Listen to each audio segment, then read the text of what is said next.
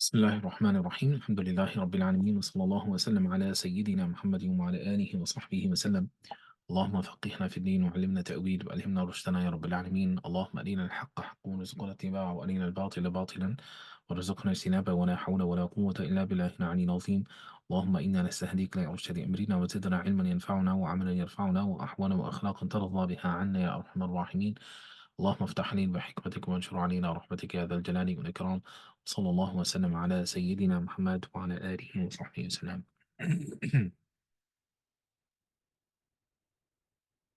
Alhamdulillah, so a warm welcome to everybody and a very belated Ramadan Mubarak, or I can say the last 10 days Mubarak to one and all.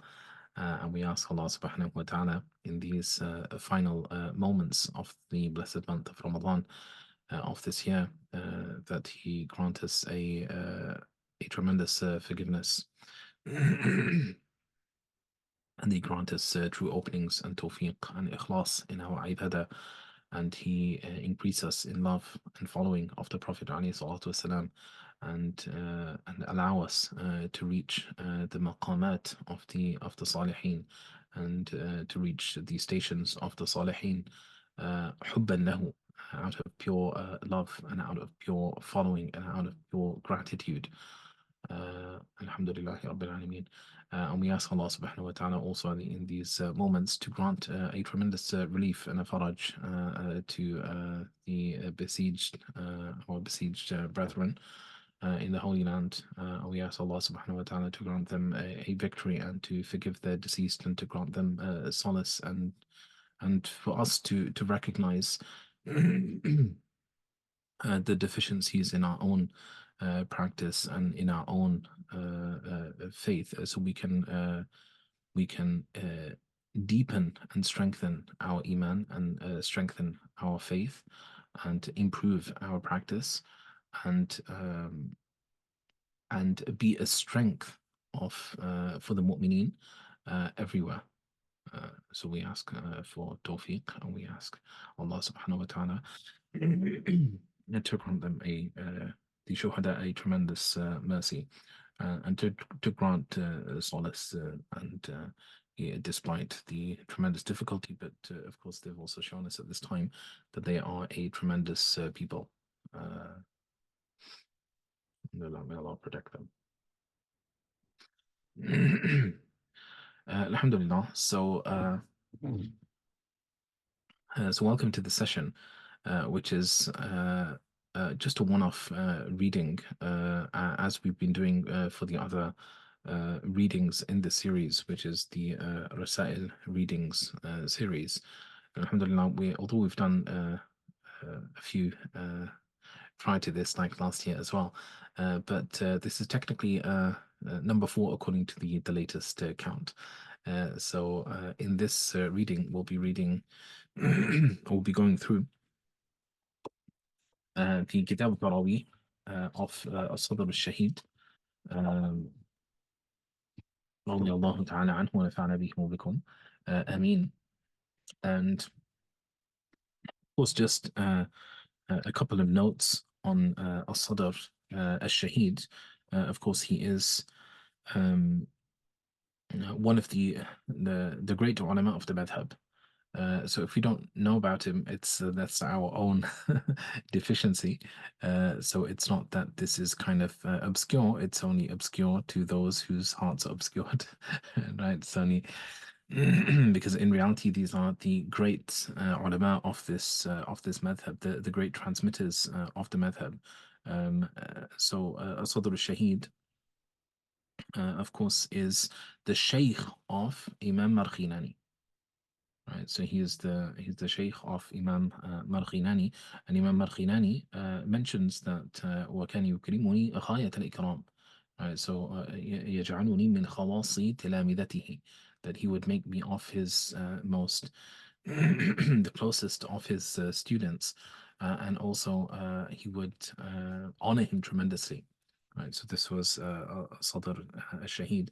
Also, his other students include Omar ibn Muhammad al-Uqili, who has the Minhaj, that was also printed, I think, by Dar ibn Hazm, maybe a couple of years ago. So that's in 2 volumes. That's also an important early work that was printed. Marghinani, of course, you already know he has so many books, and he's, the sheikh of the madhab. So he has the Hidayah and the Tajnis wal Mazid and his Mukhtarat and Wasil and all of the other important texts which he has. Sadr al-Shahid is also the sheikh of Radi al-Din al-Sarakhsi, who is the author of the Muhit as-Sarakhsi. And he is the student himself of mainly his father, Burhanuddin al-Kabir, who is al-Sadr al-Madi. Al-Sadr al-Madi is also a very important figure because he is also the sheikh of many important individuals.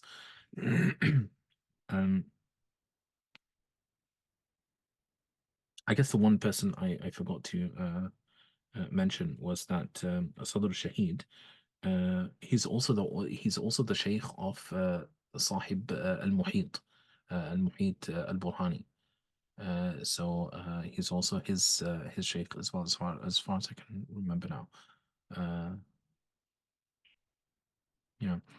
So as for his father, Burhanuddin al-Kabir, then he's of course the sheikh of this whole Sadr family. That's why he's called the Sadr al-Madi. And they were given the title Sadr because that's basically what they would use as a term of great respect. Great respect because of their honor and their maqam and so on. Just I guess how other cultures and other societies have other terms which they use to indicate that. But also as an aside, it also gave provides something of the some type of political strength as well. So there was some type of connection which they had to the authorities, and especially Burhanuddin al-Kabir, because he married the wife of one of the Seljuk sultans. Sorry, not the wife. He married the sister. Right? He married the sister, so his sister became his wife. As a tongue twister. And so al-Sadr Shahid studies with him, and also al-Sadr al-Madi, as well as having this position, he's also the sheikh of many individuals, including Abdul Rashid al-Walwaliji, who has the Fatawa al-Walwalijiyah. He's also the sheikh of Zahiruddin al-Marghinani, who, the Fatawa al-Zahiriyah, and Zahiruddin al-Marghinani is also the sheikh of Qadi Khan. Right, so he's also the sheikh of Qadi Khan. And Burhanuddin al-Kabir, he has another son as well, Muhammad ibn Umar, who is, I think, a Sadr al-Sa'id. Sadr al-Sa'id, sorry, not Muhammad ibn Umar, Sadr al-Sa'id, and he's the sheikh of Sahib al-Muhit. So basically, Sadr al-Madi is the grandfather, right? So he's the grandfather. So this is something about himself and his family and his title. As for how the ulama describe him, they say al-Imam ibn al-Imam wal-Bahar ibn al-Bahar. So this is how they describe Sadr al-Shahid. And of course, he has many books. Famously, what's been around for probably a while now is actually not necessarily it's been a while, but it's been referenced, whether or not people have realized, which is that his sharh of the Jami' al-Saghir of Imam Muhammad. So how has this been referenced? Basically, Nafi' al-Kabir, which was written by Abdul Hayy al-Laknawi, he uses Sadr al-Shahid's sharh of the Jami' as his asl. Right, so he uses Sadr al-Shahid's work as his asl, and then he builds upon it after that. So it's certainly kind of been there in people's minds if you've accessed the book. It's kind of been around. Otherwise, he also has his Umdatul Fatawa, which I think was recently published. But I'm not sure that he has a couple. One is the Fatawa Suqra, and he also has the Fatawa Kubra. But I'm not sure now which one the Umda is in reference to. I think we'd have to double check that.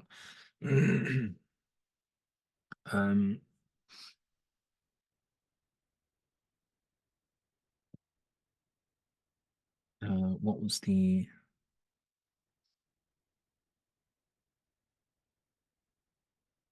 other thing I was going to say?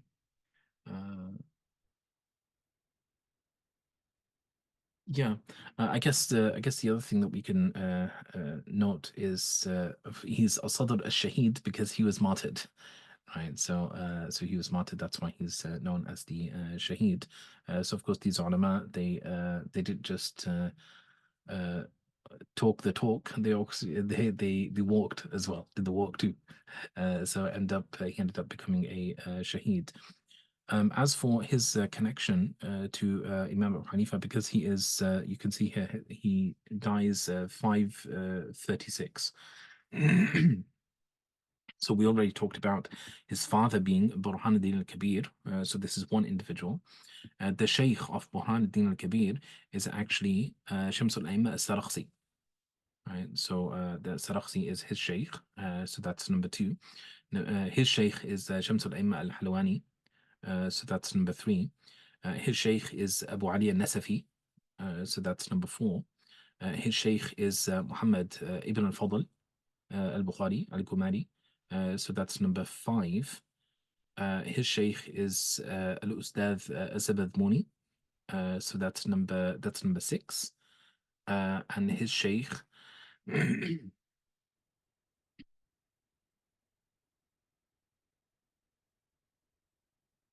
um, so we got up to number six, right? Zabadmuni. Abu Hafs al-Saghir. So Abu Hafs al-Saghir, he's number seven. Abu Hafs al-Kabir is number eight. Muhammad is number nine, and then number 10 is Abu Hanifa. Right, so he has nine people between him and Imam Abu Hanifa. Right, so he's very close, obviously, and he's very authoritative. This is important to recognize because 536 seems like a very long time after Muslim. It's almost 400 years, but the idea is just nine generations of fuqaha between him and Imam Abu Hanifa. So anyway, so that's just a couple of things about al-Sadr al-Shahid. Of course, it's very important to know about the ulama, to know about the fuqaha, their backgrounds, where they come from, what they wrote, and who they are in relation to anybody else, because it changes the perspective when you actually read what they have to say. So whatever they say now, the comments that they make are actually going to be a lot more meaningful when you recognize the maqam of this particular speaker. So that's why it's it's good to know these things. So this is the Kitab Salat al-Tarawih now, which is basically just a short risala, and he has many short Rasa'il. Unfortunately, many of them are unpublished. On various issues. So this is one topic in which he wrote something, penned something. So inshallah, we'll try to read it as always. We're not necessarily getting into all of the tahqiqat and all of the specifics and all the back and forth between what all of the ulama said about every single issue, because that would take far too long. So all we're trying to do is is attempting to get through the risala. Excuse me. And understand what it is that he is trying to get across to us. But of course, it's not like what he's getting across to us is like some obscure, unsound riwayah or something. I mean, almost everything is referenced. So it's a transmission of madhab, and there might be some nuances here and there which we could delve into further as well. But let's see. How we do this inshallah ta'ala. So Bismillah ar-Rahman ar-Rahim. فقال المصنف رحمه الله تعالى ونفعنا به وبكم آمين. He says بسم الله الرحمن الرحيم الحمد لله رب العالمين ولا عاقبة للمتقين ولا عدوان إلا على الظالمين والصلاة على محمد رسوله وآله أجمعين.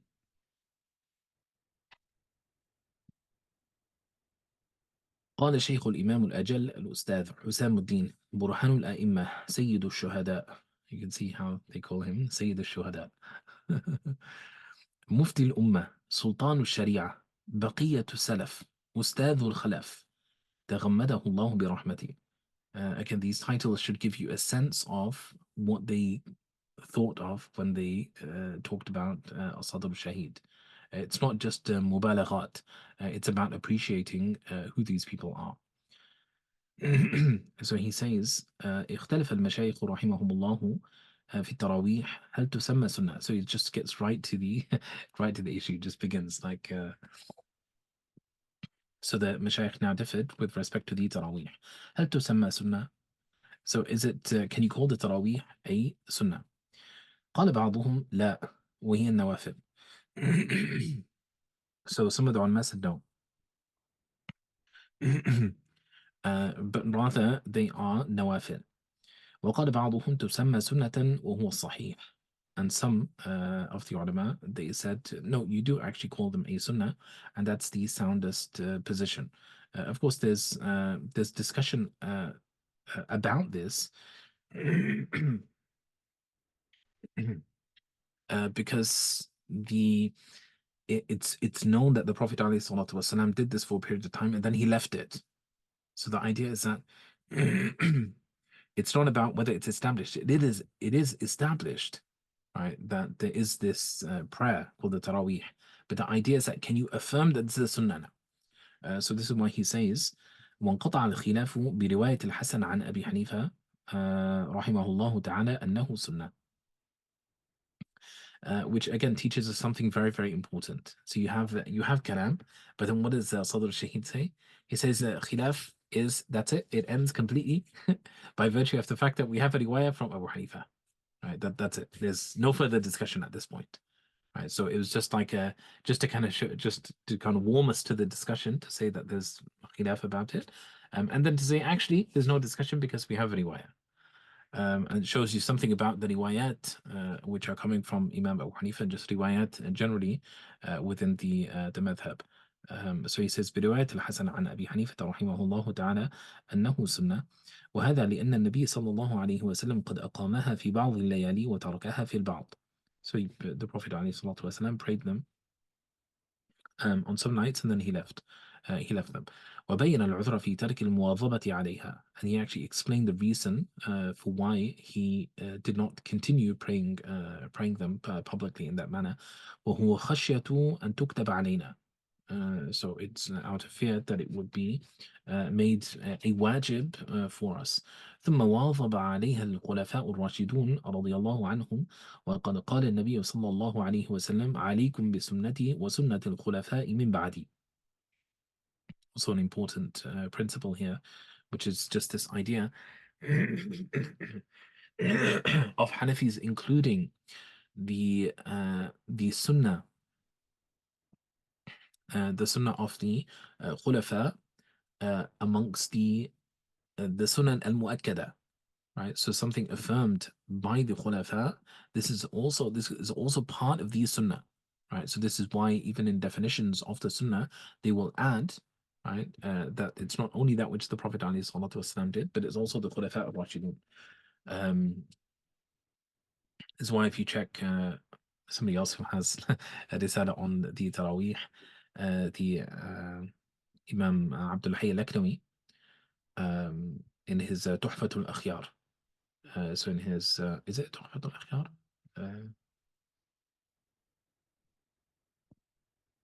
Yeah, I think if you check the Tuhfatul Akhyar, that's where he talks about the idea of the Sunnah.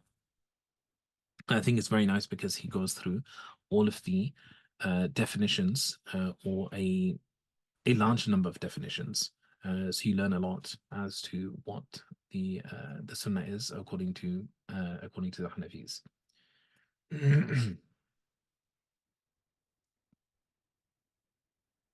Then he says, قال النبي صلى الله عليه وسلم عليكم بسنتي وسنة الخلفاء من بعدي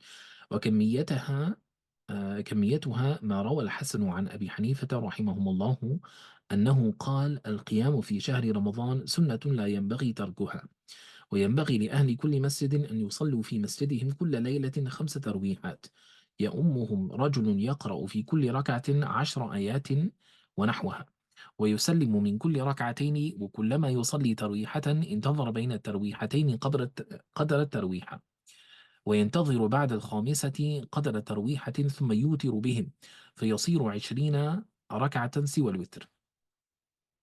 So as for the extent, the number now, again, the riwayah from Hassan, he says that this is considered to be a sunnah which should not be left, لا ينبغي تركها, and also it's proper, and that every mosque now prays this prayer. He says كل ليلة 5 ترويحات. So every night 5 ترويحات. So 5 ترويحات. He says يؤمهم رجل. So one of them is to lead them to recite 10 verses or the like in each rak'ah. And he says, and then he would say a salam after 2 rak'ahs. And then every time he completes a tarwihah, he would sit for the extent of tarwihatain, or بين tarwihatain, sorry, قدر tarwihah. So tarwihah is 4 rak'ahs, right? So it's 2 rak'ahs, 2 rak'ahs. This is termed a tarwihah. This is why he said خمسة tarwihat. So once you do this, he said, then you pray the witr, ثم يوتر بهم.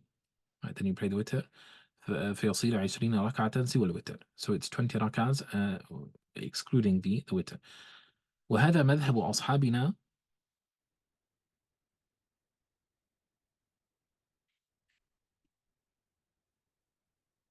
He says, sorry. وهذا مذهب أصحابنا رحمهم الله تعالى. وقال مالك رحمه الله تعالى يقومون بست وثلاثين ركعة اتباعا لعمر وعلي رضي الله عنهما، وإنا نقول ذلك غير مشهور منهما. So what did Malik say?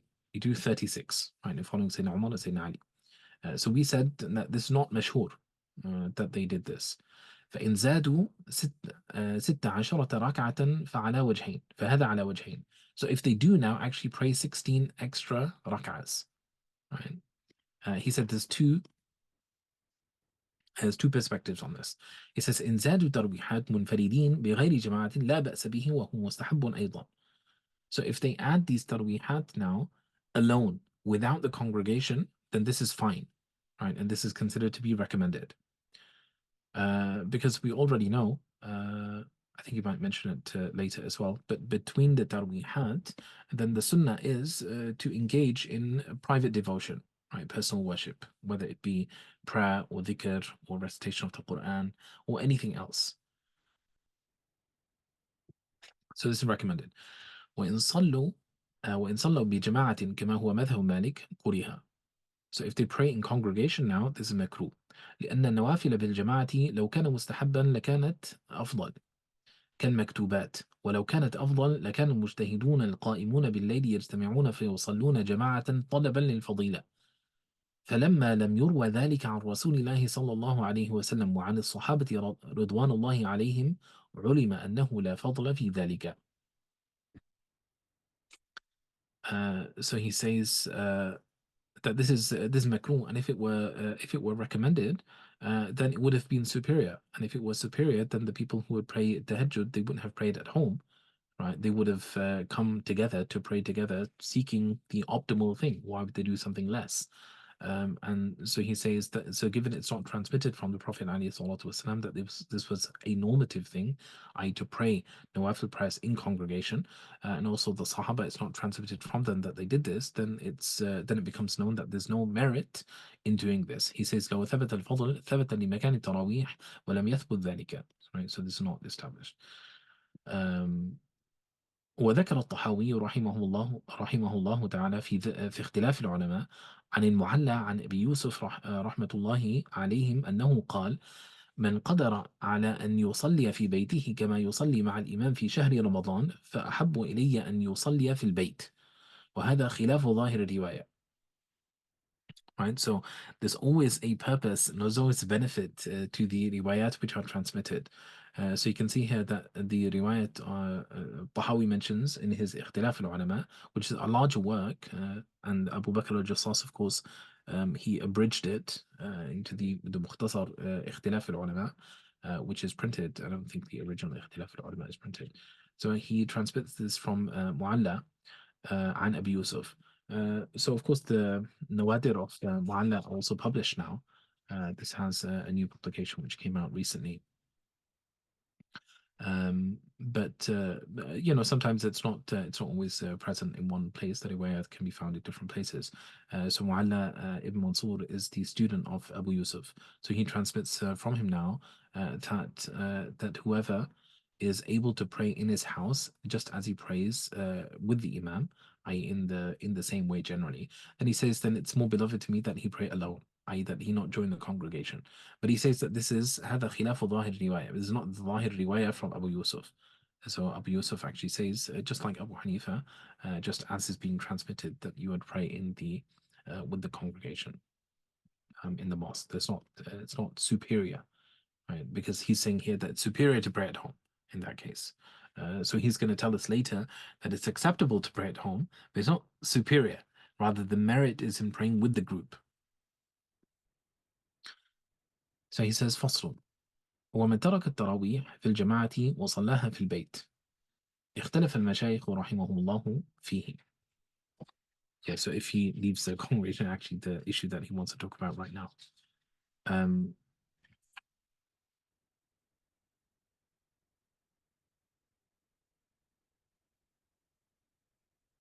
So anybody who leaves now the Tarawih in congregation and he prays them at home, he says the Mashayikh have differed on this. منهم من قال يكون تاركا للسنة وهو مسيء لما روي عن النبي صلى الله عليه وسلم أنه قدر ما صلى التراويح صلى بجماعة وهكذا نقل عن أصحابه رضي الله عنهم وعليه اتفاق فقهاء الأمصار رحمهم الله تعالى.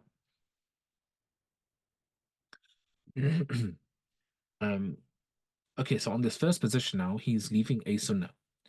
And he وهو مسيء, right? So isa'a is a level of karaha, that he's done something makruh, right? He's done something blameworthy.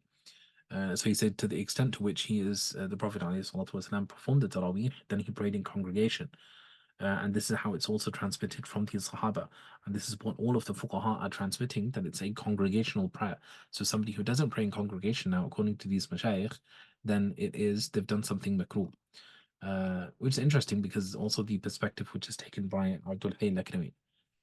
So in his, when he talks about the Tarawih, which I think is, unless I'm getting it confused, I think it's the same work, right? The Tuhfat al-Akhyar. So he also talks about the idea of somebody omitting the group, then he would have omitted a sunnah. But he says, وَمِنْهُمْ مَنْ قَالَ كَانَ تَارِكًا لِلْفَضِيلَةِ وَلَا بَأْسَ بِهِ. And some of them said, no, he's only omitted a meritorious act, right? So that which is superior. لما روي عن عمر وسالم ونافع رضي الله عنهم أنهم كانوا ينصرفون ولا يقومون. They would leave and they would not stand with the rest of the congregation. وعلم أن الجماعة فضيلة. وصحيح أن إقامتها بالجماعة على الكفاية سنة. So what do we do then? This is what he affirms. If everybody leaves it, then this is a problem, right? But if it's only some people leaving it, then this is acceptable, right? If some people kind of leave it, then they would have left the fadila. But it's only when everybody leaves it, and that's why he says here that performing the Tarawih prayer in the mosque is sunnah al-kifaya, right? That it's a communal sunnah. Just like you have a communal obligation, you have communal sunnah. So this is an example of it. حتى لو ترك أهل المسجد كلهم الجماعة فقد تركوا السنة وأساءوا في ذلك. Right, so this is how it's now understood, that if the entire mosque leaves the Tarawih prayers, right, so everybody just prays at home, this is when they would have done something wrong and everybody would receive some degree of censure or blame.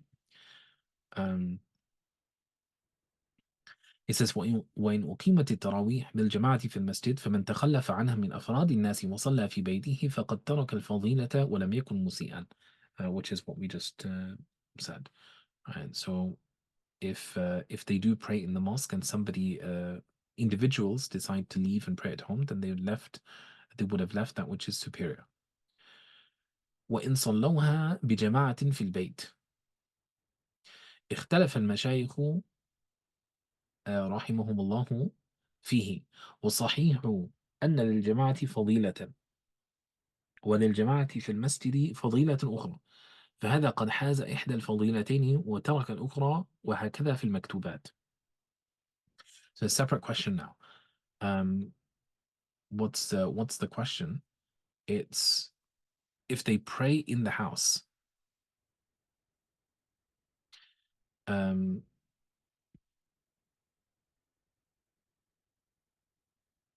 He says if they pray in the house, then he says that there's a fadila in that, uh, but the jama'ah in the congregation also has a fadila. So if you pray in the house with the group, then you would have attained one of the merits here. So the idea is that you have 3 degrees. The best way, or the minimum fulfillment of the sunnah, right, after it's being held in the mosque, is that you pray the rak'at, the 20 rak'at yourself. Right? So as is transmitted here from Abu Hanifa. So you pray these yourself. What's superior to that is that you pray them in a group, wherever that group manifests.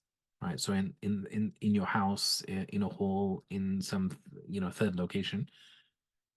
And then what's superior to that is that this congregation is happening in the mosque. So when you pray with the group in the mosque, this is when you attain the highest fadila, the highest merit. And he says, وَهَكَذَا فِي الْمَكْتُوبَاتِ. The same thing applies to the fard prayers, in the sense that as long as it's happening in the mosque, if somebody prays in a congregation outside of the mosque, they would have attained the fadila of praying in congregation, right? But the fadila is optimally attained, i.e. that additional fadila, by virtue of praying within something which is designated as a mosque.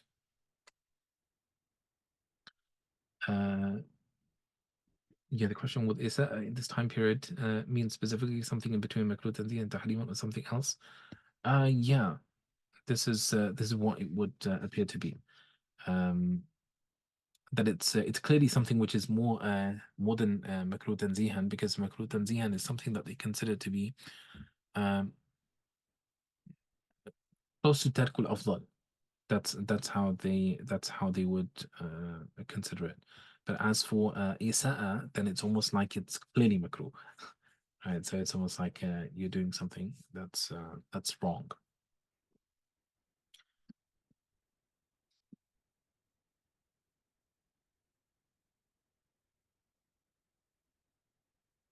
But of course, it's not at the level of makruh tahrim.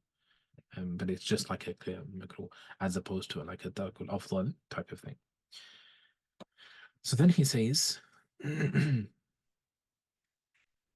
فصل الانتظار بين كل ترويحتين قدر الترويحة مستحب كما ذكرنا من رواية الحسن عن أبي حنيفة رحمهم الله تعالى.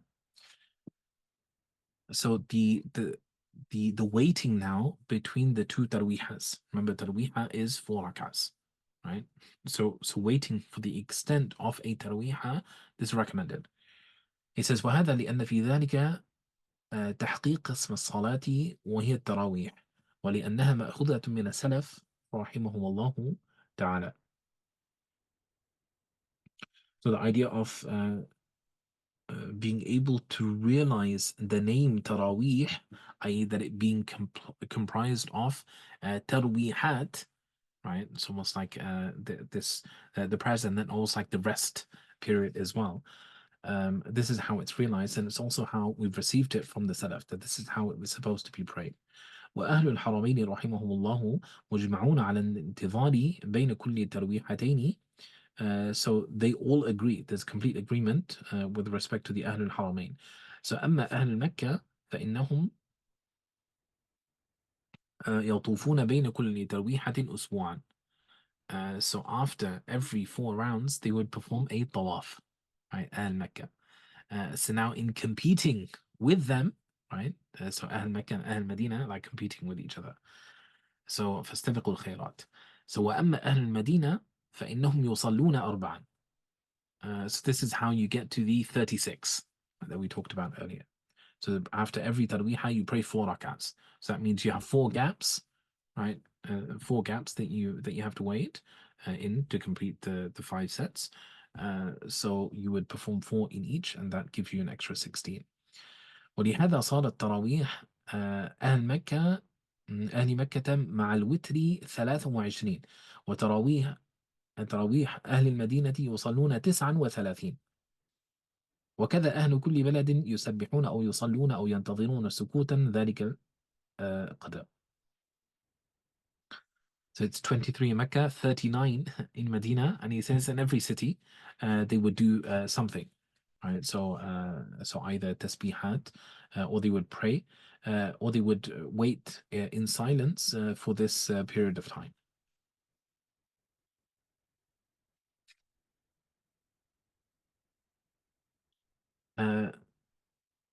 So he says وأما الاستراحة على 5 تسليمات. Remember now, he's using different terms. Taslima is 2 rak'ahs. Tarwiha is 4. It's the two sets basically of the 2. So he says, what about resting after 10 rak'ahs? اختلف المشايخ رحمهم الله فيه. قال بعضهم لا بأس به. Right, so some of the ulama, they said, it's fine. You can rest after 10 as well. So you rest after 8, you rest after 10, right? And then it's almost like you've done the first half and then you do the second half. وقال أكثرهم لا يستحب. لا يستحب, this is yeah, the obligatory chai break. So the idea is that لا يستحب, this is where the كراهة تنزيهية shows up, right? So in the sense that it would be tark of أفضل to actually do it then. He says وهذا هو الصحيح. So this is why he doesn't say here وهو مسيء, because it's not that level of كراهة. فإن صحيح أنه لا يستحب إلا عند تمام كل ترويحة. Right, so Sana's position is that it's not recommended except after every ترويحة.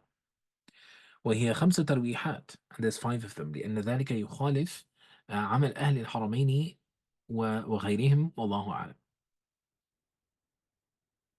So this contravenes then, because stopping at 10 contravenes what the Ahlul Haramain, for example, and others are doing, i.e. what has been transmitted, right? What everybody does, right? This is what they do. So trying to do something else now, this is not praiseworthy.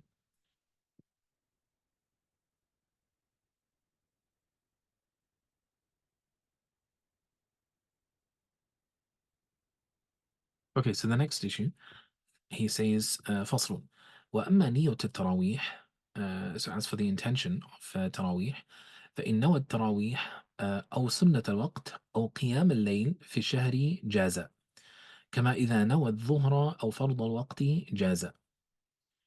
So if he intends the Tarawih prayer, or he intends the Sunnah of the Waqt, i.e. the Sunnah of the prayer time, or he intends Qiyam al-Layl, night prayer, then it's valid. Right? So all of these intentions are considered to be legitimate intentions. The Tarawih is Qiyam al-Layl, right? It is prayer at night, because Qiyam al-Layl manifests after you have prayed Salat al-Isha. Just like when it comes to the Dhuhr prayer, you can intend the Dhuhr prayer itself, or you intend the Fard al-Waqt, the Fard prayer of this time period. فإن نوى صلاة مطلقة. So if he just intends prayer, right, he doesn't specify it. أو نوى تطوعا فحسب, or he just intends a nafila. He doesn't intend anything more than that. اختلف المشايخ فيه. So he says, so there's khilaf on this.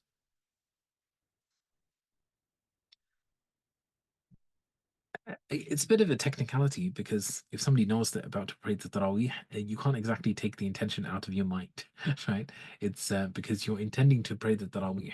So it only really manifests if you just pray 2 rak'ahs without an intention, right? Like you pray 2 rak'ahs, like without an intention. So now, do these 2 rak'ahs count towards your Tarawih? That's an example of where it might manifest. So he says, ذكر بعض المتقدمين رحمهم الله أن الأصح أنه لا يجوز لأنها سنة. So he says that some of the early fuqaha, they said it's the sound position is that this is not valid because it's a sunnah, والسنة لا تتأدى بنية التطوع أو بنية الصلاة كما روى الحسن عن أبي حنيفة رحمه الله في ركعتي الفجر، وهذا لأنها صلاة مخصوصة كالمكتوبات فلا تتأدى بمطلق النية. You can see Hassan is quite popular, right? He's not mentioning Abu Yusuf, he's not mentioning Muhammad, he's not mentioning Zufar, but Hassan keeps showing up, right? And that's because Hassan is important, right? Just because he isn't popularly talked about doesn't mean he's not important. You can see how many times he's mentioned Hassan so far over here. um, so we have the riwayah now, riwayat Hassan with respect to the rak'atay al-fajr, which is that you he's not going to mention it here, but this is where you have the discussion about whether you can sit to pray like the two rak'ahs for fajr or not, right? And that's why you have the discussion: are they like a wajib, right? Are they like a wajib? So that's why there's this distinction between the rest of the sunnah prayers and the two sunnahs before fajr because of riwayat Hasan. Right, so he's saying that the sunnah now is a specific type of prayer. لا تتأدى بنية التطوع. So he says, so it's like the specific maktubat, right? So the maktubat, i.e. the prescribed prayers, you need a specific intention. You can't just you can't just do a prayer and say that counts towards the obligatory prayer that's due from me right now. So similarly, he's saying the sunnah, you can't just pray a prayer and say, oh, this counts towards that. وذكر أكثر المتأخرين رحمهم الله أن التراويح وسائر السنن تتأدى بمطلق النية لأنها نافلة والنوافل تتأدى بمطلق النية. Right? So most of the later scholars they said that Tarawih and the Sunnahs they are performed بمطلق النية. Right? So all Sunnah prayers, including the Tarawih, can be fulfilled through mutlaq النية because it's just a nafila, and because all nawafil prayers can be prayed in this manner. Of course, this also teaches us something over here when he mentions the mutaakhirin. Because the fuqaha will say these types of words a lot. Sometimes people might imagine like mutaakhirin being like somebody in like the 12th century, right? So when they say mutaakhirin, they mean basically these later scholars. Like mutaakhirin are like from Shamsul Aimma al-Halwani. Like that's it, like your mutaakhirin. So Shamsul Aimma, remember, is the what can you say, great grand sheikh, right? Of but it's like that kind of time period. So it's before then. You're in the era of the mutaqaddimin, as it were, like the ashab of the ashab, right? And their ashab, and it's almost like after that you enter into the realm of the mutaakhirin. So when they say mutaakhirin, this is what they're talking about, right? So it's not because he himself is only in the 500s, like after Hijrah. It says لكن واظب عليها رسول الله صلى الله عليه وسلم فالاحتياط أن ينوي التراويح أو سنة الوقت أو قيام الليل في شهر رمضان، وفي سائر السنن ينوي السنة أو ينوي الصلاة متابعا لرسول الله صلى الله عليه وسلم ليكون أبعد عن الاختلاف والله أعلم. So it's just a point now on dealing with these types of things. Again, it's just a technicality, like we said, because anybody who wants to pray any of these prayers necessarily it'll be in their mind that they are praying this prayer. So it's not really going to manifest. But just in terms of dealing with the riwayat, he said that the ihtiyat entails having a specific intention. So intending qiyam al-layl, for example. And there's implications to this, as we'll see later.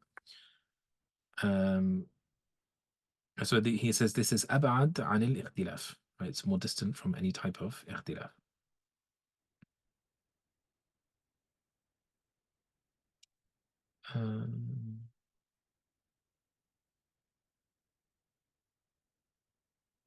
I've read about a popular madrasa. that permits one to combine fard and sunnah intentions if one has many years of qada to make up. One is praying Tarawih at home by himself, he can intend 2 rak'ahs qada of Fajr, was having a secondary intention of Tarawih prayer by the end of Tarawih, he would have made up 10 Fajr qada and Tarawih prayers. No, this is not valid. These are separate prayers. So you can't conjoin the two like this is a separate prayer altogether, right? So this is one prayer, that's the other prayer. So this would only work when prayer itself would fulfill the matlub, right? So prayer itself would fulfill the matlub. Like the Tahiyyat al-Masjid, right? Like the Tahiyyat al-Masjid, where a specific prayer is not necessarily required. Rather, it's just prayer itself, and that's why if somebody simply prays the obligatory prayer, they have fulfilled the Tahiyyat al-Masjid as well. A separate prayer is not required.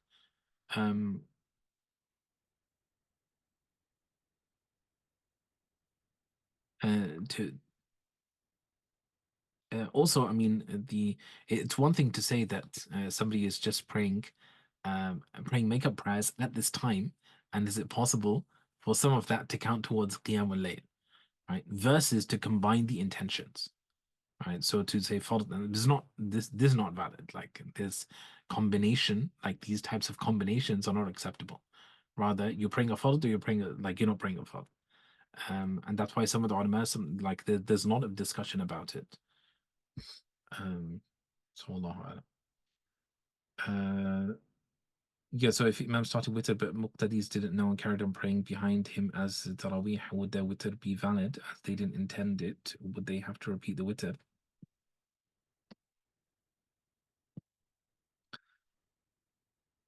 I mean, there's an issue if you're praying and you don't intend the prayer, right? So you imagine you pray Fajr but you didn't intend to pray Fajr. So it's like it doesn't count as Fajr in that case. So of course they would eventually come to the realization, I guess, when he gets up after after 2 rak'ahs, that this is this is witr, but this is not how it's supposed to be, because this specific prayer, so it requires a specific intention. So there's 2 sets of prayers in the Sharia. Right, so the idea is that you have specific prayers, which is what this discussion was really about. Specific prayers which are primarily characterized by the maktubat, i.e. the prescribed prayers, and then the various prayers which are considered to be in the realm of the wajib, like vowed prayers and other prayers, and also the witr and the like. And then you have sunnah prayers, and sunnah prayers are the point of khilaf, because on the other end of the spectrum, you have nafila prayers. Nafila prayers, you don't require a specific intention, right? So it's in the sense that it's just an intention to pray that alone suffices. The question now is, where do we position the sunnah prayers? Are they like this or are they like that? That's why the khilaf manifests. So some of the ulama said, no, they like their prescribed, these are specific prayers, right? So they like this, they're over on this side. And others said, no, these are generic prayers, right? The generic prayers, they're on that side. So that's why you get the khilaf here.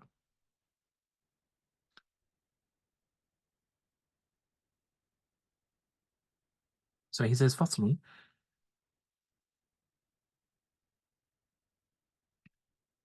وقدر القراءة في التراويح اختلف المشايخ رحمهم الله فيه. So as for the extent to which you recite in the Tarawih, so he said the Mashaykh have differed. So you can see that this is not it's not like straightforward. Like people imagine, like Abu Hanifa said something and that's it. It's the end of the story, and wa alaikum assalam wa rahmatullahi wa barakatuh, and that's it. Let's just go and do something else now. But there's so much nuance, there's so much discussion, there's so much fiqh to all of this, right? So the ulama, they are trying to determine the sawab, right? They're trying to determine what is correct, what is sound, what is representative of sunnah. This is what they're seeking. They're not just talking for the sake of it, right? Um,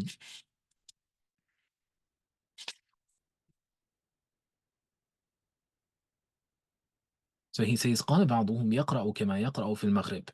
So he would recite as he recites in the Maghrib prayer. لأنها أخف من أخف المكتوبات, because this is lighter than the lightest of the مكتوبات. وهذا غير سديد. So even though some of the ulama said this, because what you recite in the Maghrib prayer, you would recite to the extent of the qisar al-mufassal, which is like sort of the bayna to the end. Right, so it's like that extent is how much you're going to be reciting. So he said, this is unsound. He said, لأنه لا يقع بذلك الختم في شهر رمضان. So he said, you won't be able to do a khatam like that. So he said, so this is wrong.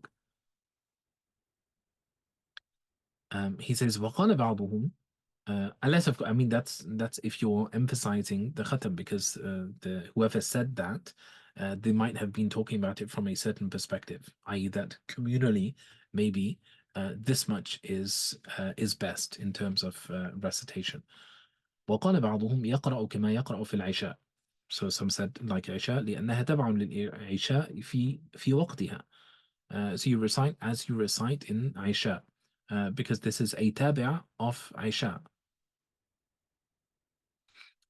So it's something which manifests post Aisha. So he's saying that almost like it assumes the ahkam of Aisha with respect to recitation, and that's the awsat, the middle length surahs, which like Buruj to Bayyinah, like these middle length surahs. That's the kind of recitation that they're looking for, according to what he's saying here. And some of the ulama actually, there's a khilaf on it anyway. They said that you would recite the qisar for Aisha as well. He says وقال بعضهم يقرأ في كل ركعة من 20 إلى 30 آية. So some of them said 20 to 30 verses. لما روي أن عمر ابن الخطاب رضي الله عنه دعا 3 من الأئمة فاستقرأهم، وأمر أحدهم أن يقرأ في كل ركعة 30 آية، وأمر الثاني أن يقرأ في كل ركعة 25 آية، وأمر الثالث أن يقرأ في كل ركعة 20 آية.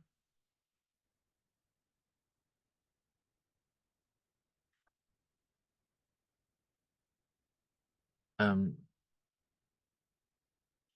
So why 2030? Again, there's precedent. What's a precedent? It's in Umar, right? So he told different people something around this figure. So 30 to 1, 25 to somebody else, like 20 to somebody else. So there's some type of precedent for 20 to 30.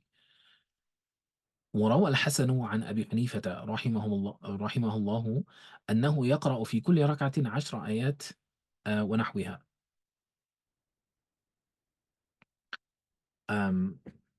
Okay, so what did Hassan again shows up? And what happened? His transmission now from Abu Hanifa, that he would recite 10 verses or the like. 10 verses or the like in the rak'ah.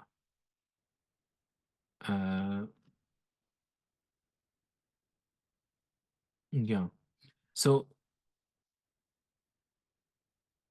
yes, we have to distinguish between the first and second. What's the benefit of mentioning all of these positions? Right? It's to expand your horizons, to show you ihtimalat, right? Which is again the same point. It's not just about telling you what Hassan said from Abu Hanifa. That's it. Like if it was that straightforward, all of the ulama would have said that. But the idea is that it doesn't simply work like that. Rather, there's always discussion about sometimes not just about the riwayah, what's considered to be the most appropriate, and as we talked about, what's considered to be most conducive, especially when there's some type of salaf-based precedent for whatever it is that we're doing. It's not a departure from what is transmitted from Abu Hanifa, but the transmission from Abu Hanifa is a riwayah. It's not necessarily a zahir riwayah. It's not necessarily like a famous riwayah which everybody is accepting, and that's understood by virtue of the fact that the ulama are differing about it, because the riwayat, they have different strengths, right? So in the sense that they are of different strengths. So some riwayat are going to be stronger, some riwayat are going to be weaker. So this is why he concludes this point here by saying فما قاله سيدنا عمر رضي الله عنه فضيلة وما قاله أبو حنيفة سنة أعوذ بالله. Right, so what Sayyidina Umar said, that's just a good thing to do. That's just a fadila. وما قاله أبو حنيفة سنة. Right, so Abu Hanifa said this is sunnah. So what Umar did, that was a sunnah. أعوذ بالله. Sadr al-Shahid, does he even know what he's talking about? He says وهذا لأنهم اتفقوا على أن السنة الختم مرة. This is why nobody hastens to inkar, like, except somebody who's a jahil and min al-ashrar, right? That it's only such people who will hasten to do inkar of others, and that's why it's in man kathura ilmuhu qalla inkaruhu. That somebody who has a lot of ilm, the the extent to which he will object decreases greatly. Why? Because he recognizes ihtimalat, he recognizes possibilities, he gives charitable interpretations, and so on. So over here, so even though his first sentence seems like how on earth could you say that type of sentence according to such people, he explains that they've agreed that it's a sunnah to do the khatam once, and it's a fadila to do it twice. Right? والفضيلة الختم مرتين والختم مرتين يقع بما أمر به سيدنا عمر رضي الله عنه. Right? So why did he say fadila? Because what he said, which is 20 or 30 per rak'ah, well, maybe if we go by 20, then you get to 2 khatams. Right? And what Abu Hanifa said, you get to 1. So that's why this is sunnah, and that's sunnah plus fadila. That's what he's saying.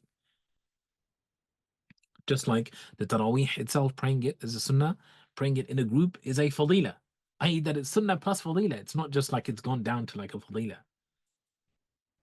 And this is now just about fahm kalam al-ulama as well.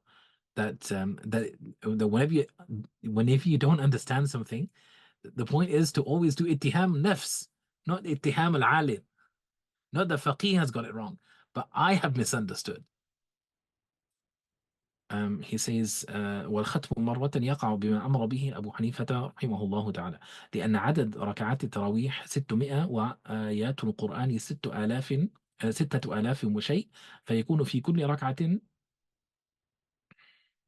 10 آيات. Of course, it's approximation. That's why he says 6,000, like 6,000 and some. 6,000. So فيكون في كل 10 آيات. Yeah, I mean 10 آيات, like roughly 10. Right, so nobody come, oh, if I do 10, then that's only 600. It's like somebody comes and it's like starts complaining, I only get to 6,000.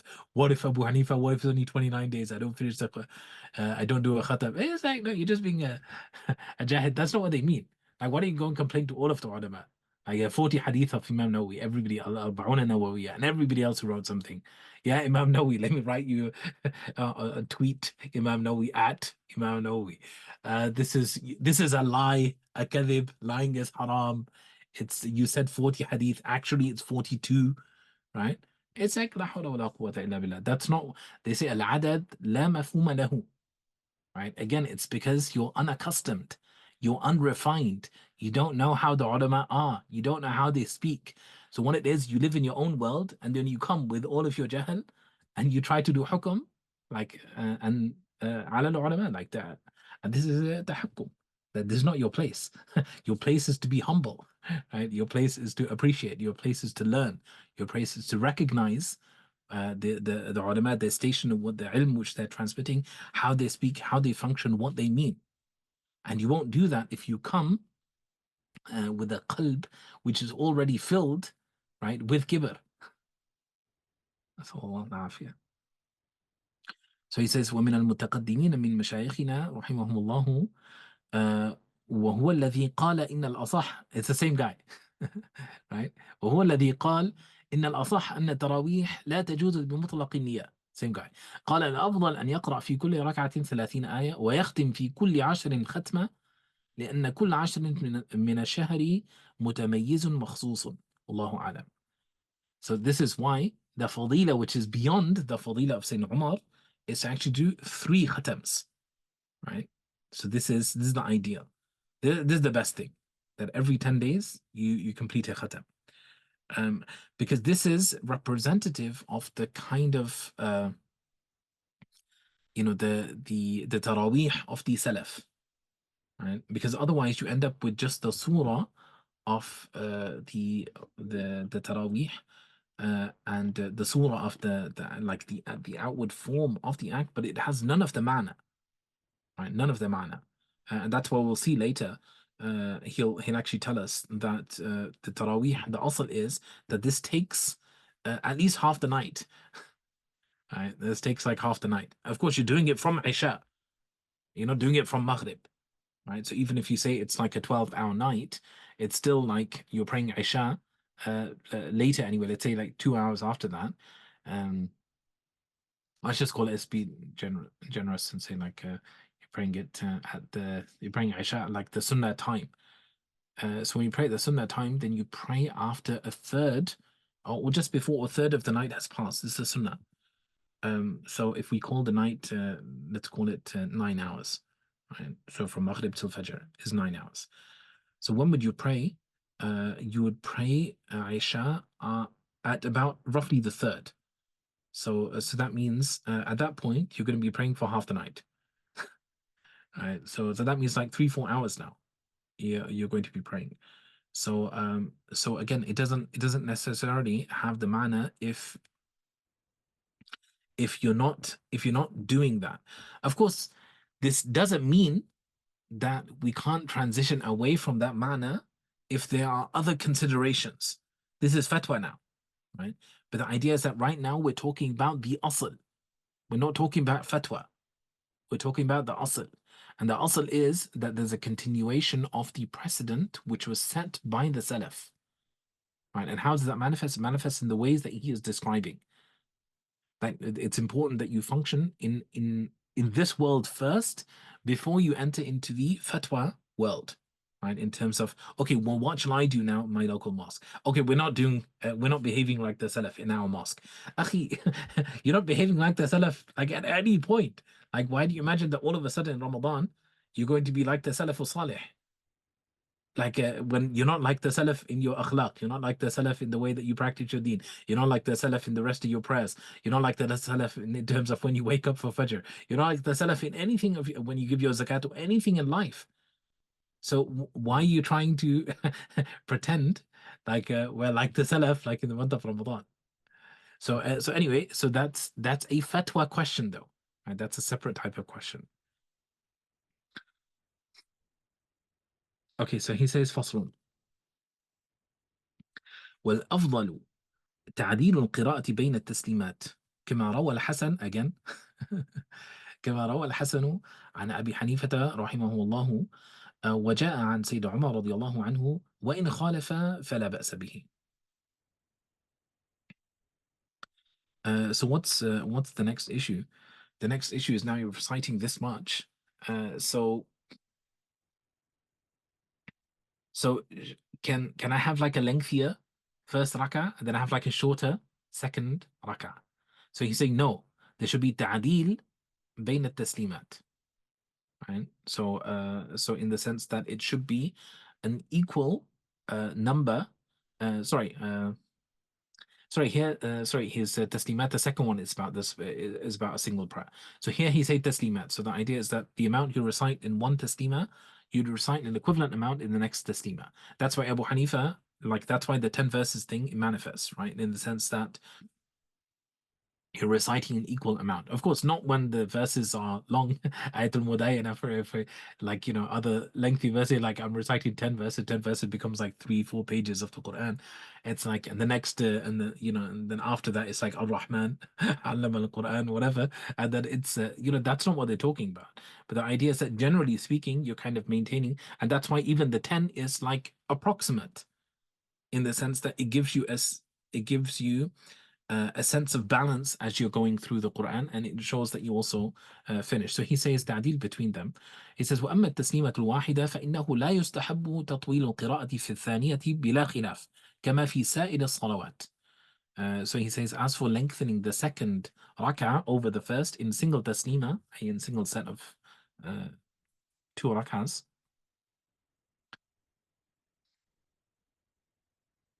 so he says this is not it's not recommended. Generally, this is makruh, right? So he says وإن طول القراءة في الأولى على الثانية لا بأس به.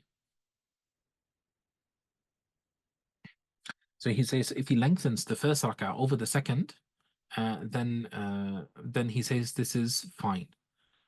He says وأما المختار فإنه يجب أن يكون على الاختلاف عند أبي حنيفة وأبي يوسف رحمهم الله تعالى. يكون المختار التسمية بين ركعتين كما رواه الحسن عن أبي حنيفة رحمه الله تعالى. ويكون المختار عند محمد رحمه الله تطويل الركعة الأولى على الثانية كاختلافهم في قراءة الظهر والعصر والله أعلم.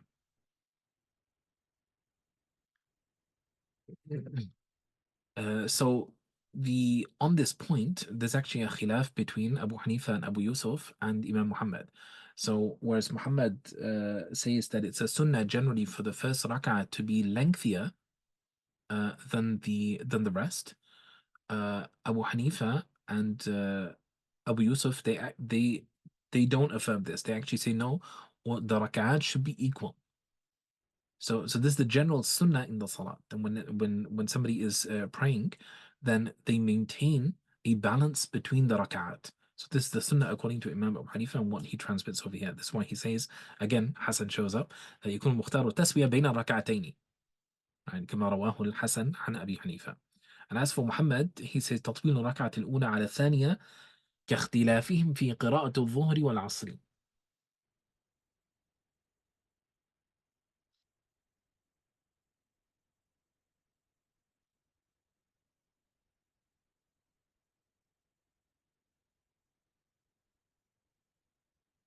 We might have to just double check this, but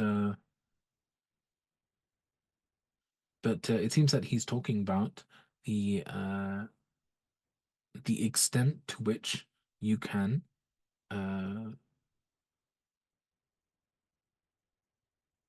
lengthen the rak'ah. So قراءة الظهر والعصر, again عصر you'd recite from the awsat al-mufassal, and in dhuhr it would be from the tiwal.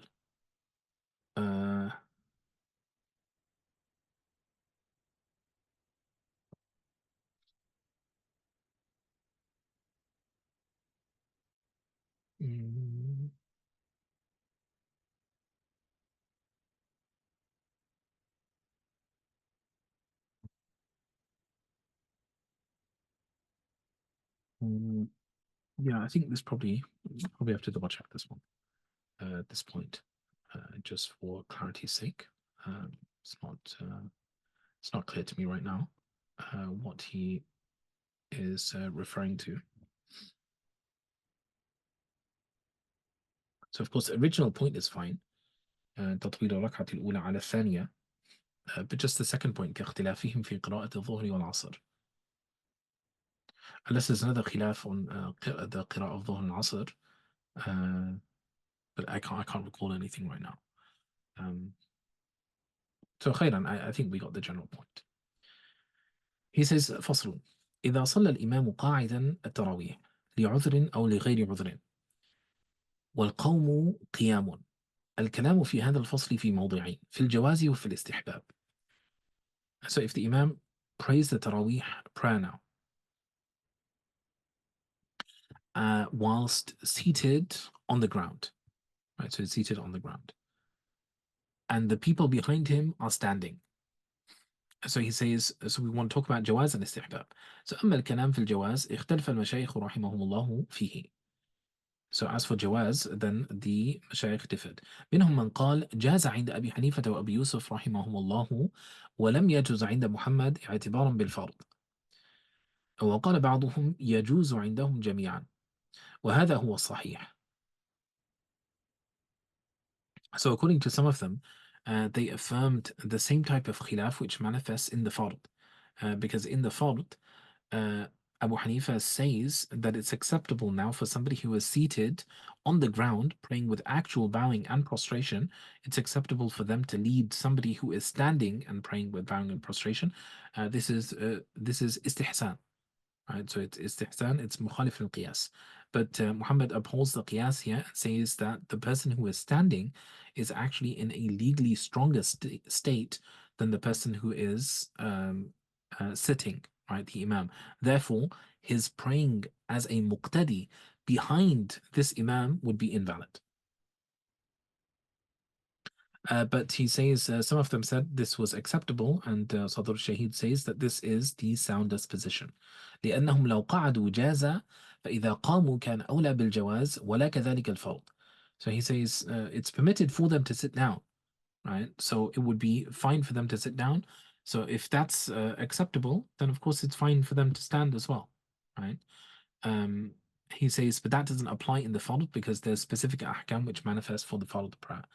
وإنما نشأ الخلاف بين المشايخ رحمهم الله على قول محمد رحمه الله عن رواية أبي سليمان رحمه الله لما نبين إن شاء الله تعالى. Yeah, so he says, so the khilaf now based on Muhammad's qawl, based on the riwayah of Muhammad's qawl.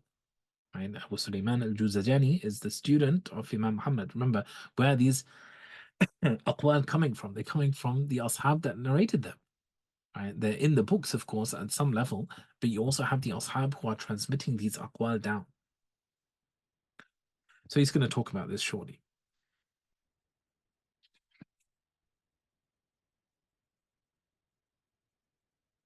So he says, وأما الكلام في الاستحباب. So as for استحباب now, recommendation. عند أبي حنيفة وأبي يوسف رحمه الله تعالى المستحب أن يقوم القوم إلا لعذر. Right? So as for validity, he's talked about that. He said the soundest position is that it would be valid.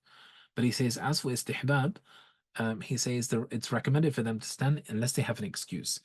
لأنه جاز لهم القيام والقعود فالقيام أفضل لا محالة.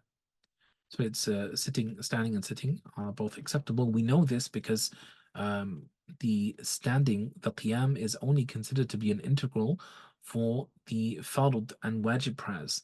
So as for the nawafil prayers, the qiyam is not an integral. So that's why it's acceptable for somebody, even without an excuse, to pray seated on the ground. وعند محمد المستحب أن يقوم لأن هذا الاختلاف معتبر عنده حتى منع الفرض من الجواز وكذا يمنع النفل من الاستحباب. So this is what he wants to address now. He says that this is invalid according to Imam Muhammad, or the recommendation is that he stands because the khilaf is the ikhtilaf, i.e. that them standing whilst he is sitting, right, is has a ta'thir, right? It has an impact on the prayer. So that's why he says منع الفرض من الجواز. Then he said that the fard prayer is invalid because of this.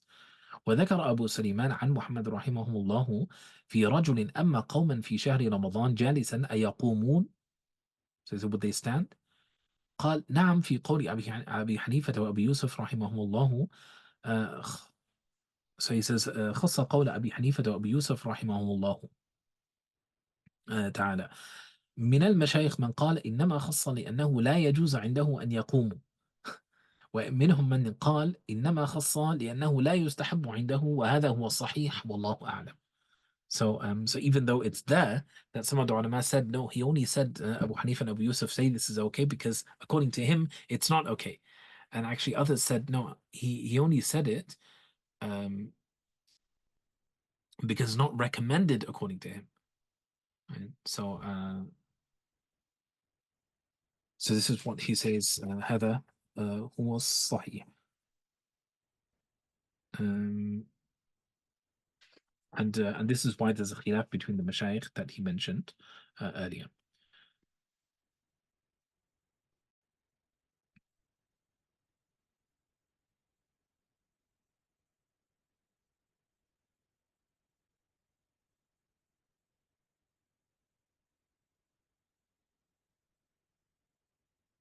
Sitting without excuse, there would be half the reward. Yes. Yeah. So you don't get the same thawab if there's no excuse for it. So فصل وإذا صلى التراويح قاعدا من غير عذر. الكلام في هذا الفصل أيضا في موضعين في الجواز والاستحباب. So again, if he now prays without an excuse, then there's two perspectives you want to look at. أما الكلام في الجواز اختلف المشايخ رحمهم الله فيه. منهم من قال لا يجوز ومنهم من قال يجوز وهذا هو الصحيح. Right, so some said no if you don't have an excuse, and some said yes, that it's valid. وأجمعوا على أن ركعتي الفجر قاعدا من غير عذر لا تجوز. right? So if you pray, this is what we talked about before. If you pray the Fajr prayer, i.e. the sunnahs of Fajr, right? The pre-Fajr sunnah, seated without an excuse, he says there's ijma', there's invalid. هكذا روي الحسن أو هكذا روى الحسن sorry عن أبي حنيفة رحمه الله نصا. Right, so this is how it's again Hassan coming up, right, saying that this is invalid. أما من قال لا يجوز قال لأن هذا سنة شابهت ركعتي الفجر. Right, so those that said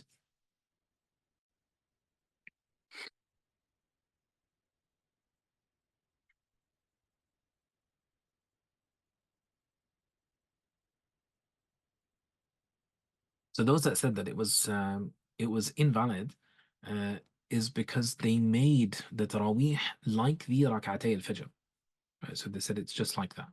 وأما من قال يجوز قال لأن هذه نافلة لم تختص بزيادة توكيد فصارت كسائر النوافل والدليل عليه رواية أبي سليمان عن أبي حنيفة وأبي يوسف ومحمد رحمهم الله ولم يفصلوا بين العذر وغير العذر. So even though we have Hassan's riwayah, right, that it's on this actually, sorry, that's a separate point. Hassan's riwayah is on rak'atay al-fajr, but over here, yeah, sorry, the Mashaykh said أنها لأن هذا سنة شابهت ركعتي الفجر.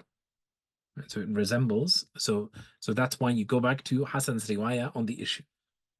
But then what did they say? No, it's riwayat Abi Sulaiman. So on riwayat Abi Sulaiman, this is fine.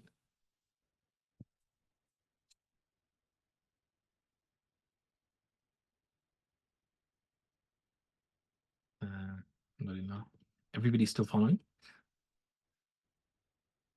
Yeah, all good.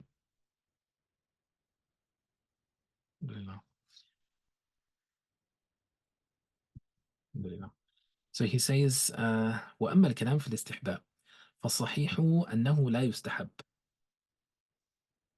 لأنه يخالف المتواتر وعمل السلف رحمهم الله تعالى والله أعلم.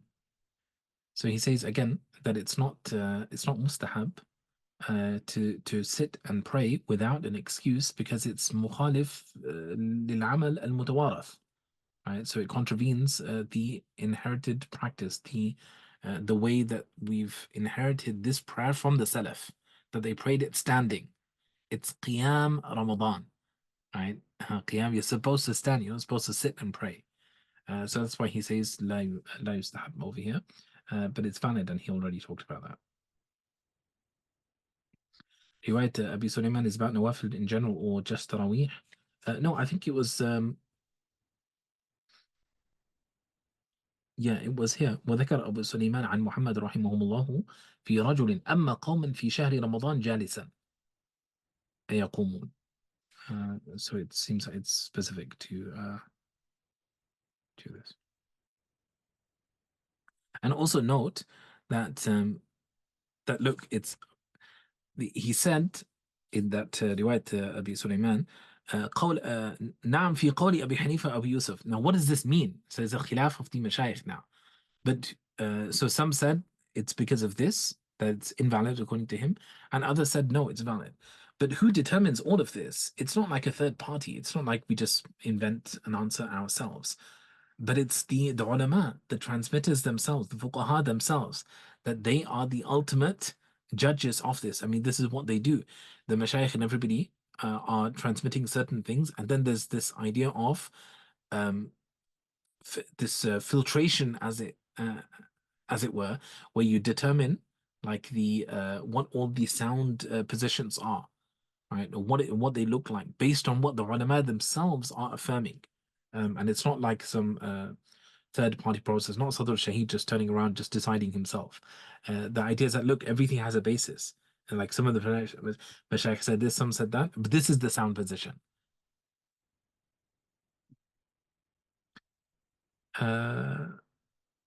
I mean, Mr. Paul, how about sitting when praying behind Imam who was standing during Tarawih without excuse? Yeah, of course it's valid. Of course that would also be valid. But just generally sitting and praying, then it's mukhalif, like he said. It's mukhalif lil-amal al-mutawarith, or the inherited way with respect to this prayer. So if he has an excuse, of course that's fine. But if there's no excuse for it, then he is lazy, being lazy, and uh, some of the ulama would say it's makruh, and some would say, like he says here, he frames it in la yustahab, that it's like khilaf al-awla, khilaf al-afdal. He mentioned ijma' here. Does that indicate he doesn't consider as a valid position the qawl that would allow praying Sunnat al-Fajr sitting down?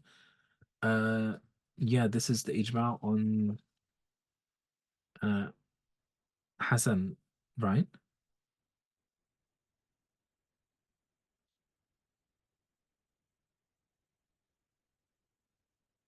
وأجمعوا على أن ركعتي الفجر قاعدا من غير عذر لا تجوز. هكذا روى الحسن عن أبي حنيفة رحمهم الله نصا.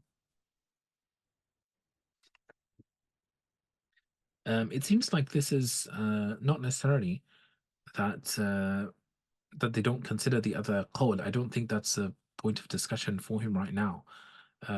But it seems that this is the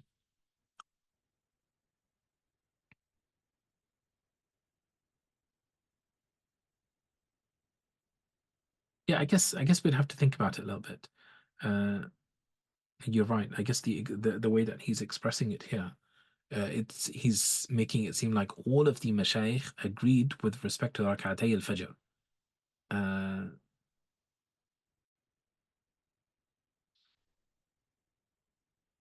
but yeah, of course, there's other discussion on this particular issue as well. We just have to see what the other riwayat are, what the discussion looks like after that as well. Uh, see, yeah, one of the things that count as excuses, like lightheadedness. Uh,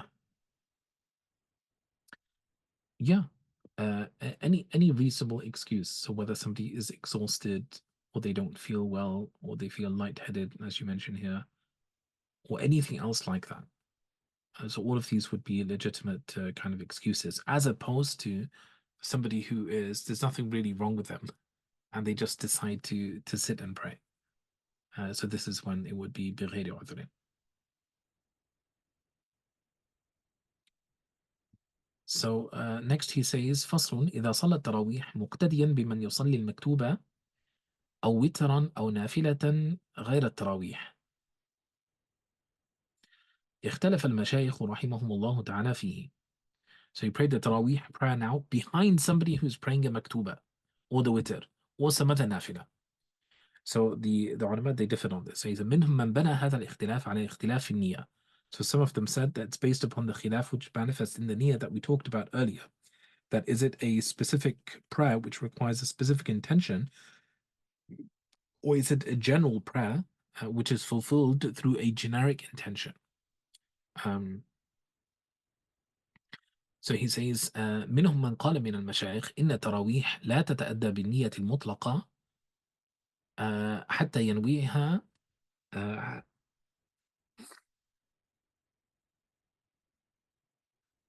so إن التراويح لا تتأدى بالنية المطلقة حتى ينويها. يقول هنا لا تصح لأنها لا تتأدى إلا بنيتها، فلا تتأدى بنية الإمام وهي بخلاف نيته.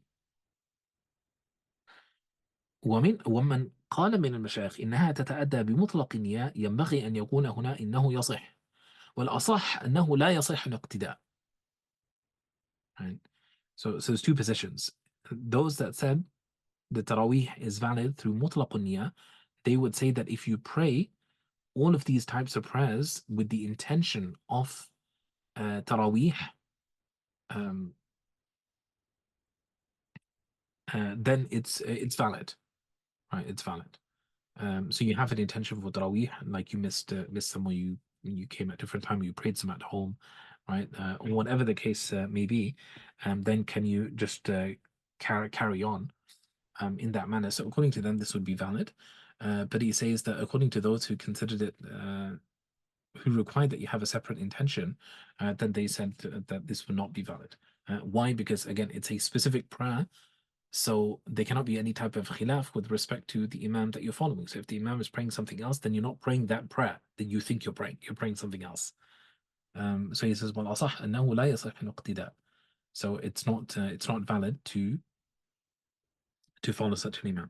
وعلى هذا الاختلاف إذا لم يسلم من العشاء حتى بنى عليه التراويح والأصح أنه لا يصح وهذا أظهر لأنه مكروه. So if he doesn't do the salam from the tarawih and then he stands up for the fifth rak'ah, so after he's completed his 4, he sat for the extent of the tashahhud and everything, he stands for the fifth and he does like a 5 and a 6. So he says, وَالْأَصَحْ أَنَّهُ لَا يَصِحْ. The soundest position here again is that this is invalid because this is makruh. That you can't build it upon the previous prayer. And that's why when they talk about it at the end of Sujood al-Sahw, they always say that it doesn't count for your sunnah. Right? Why? Because this is not maqsood. You didn't deliberately enter into this prayer. فعلى هذا الاختلاف إذا بناها على السنة بعد العشاء والصحيح أنه لا يصح, which is what we just that's what we just said. So it's invalid. وإن اقتدى في التسليمة الأولى أو الثانية بمن يصلي التسليمة الخامسة أو العاشرة. So what happened? You're joining now.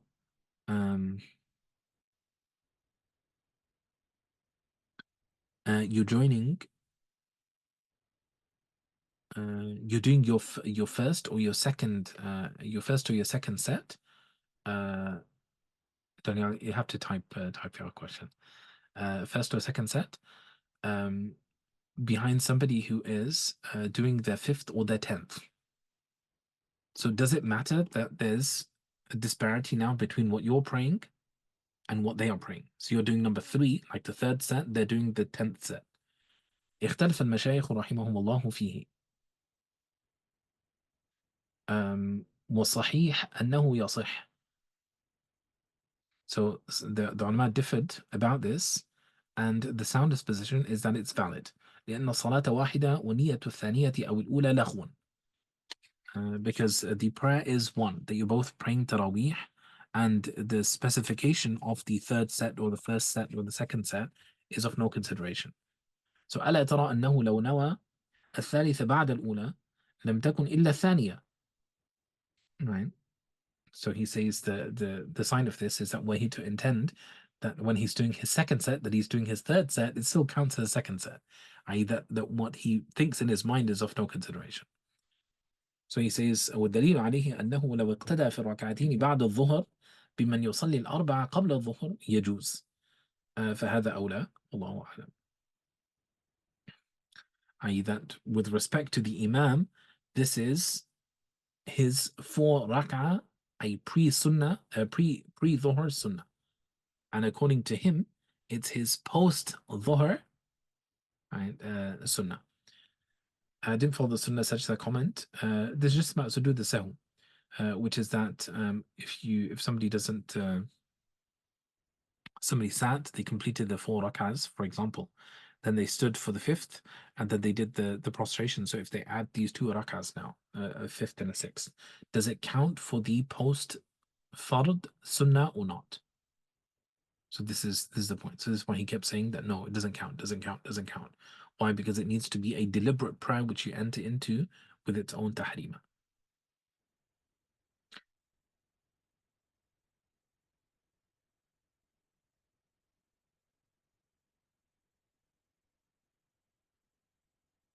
Okay, he says فصل إذا صلى ترويحة بتسليمة واحدة.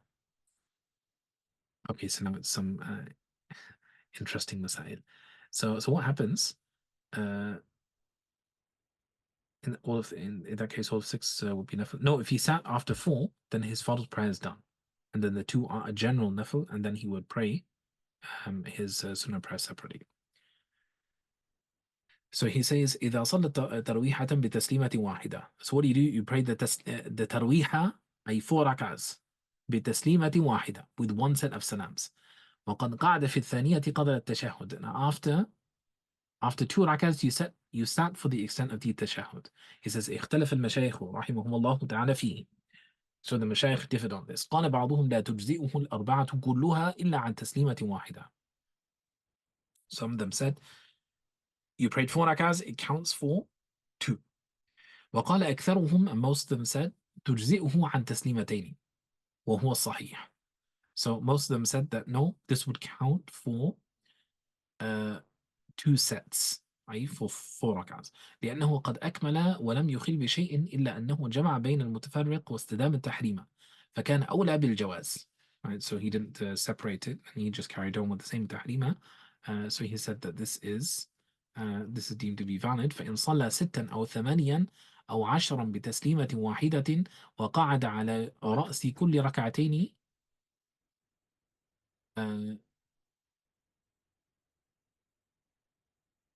yeah, so he prays 6, 8, 10 with a single taslima.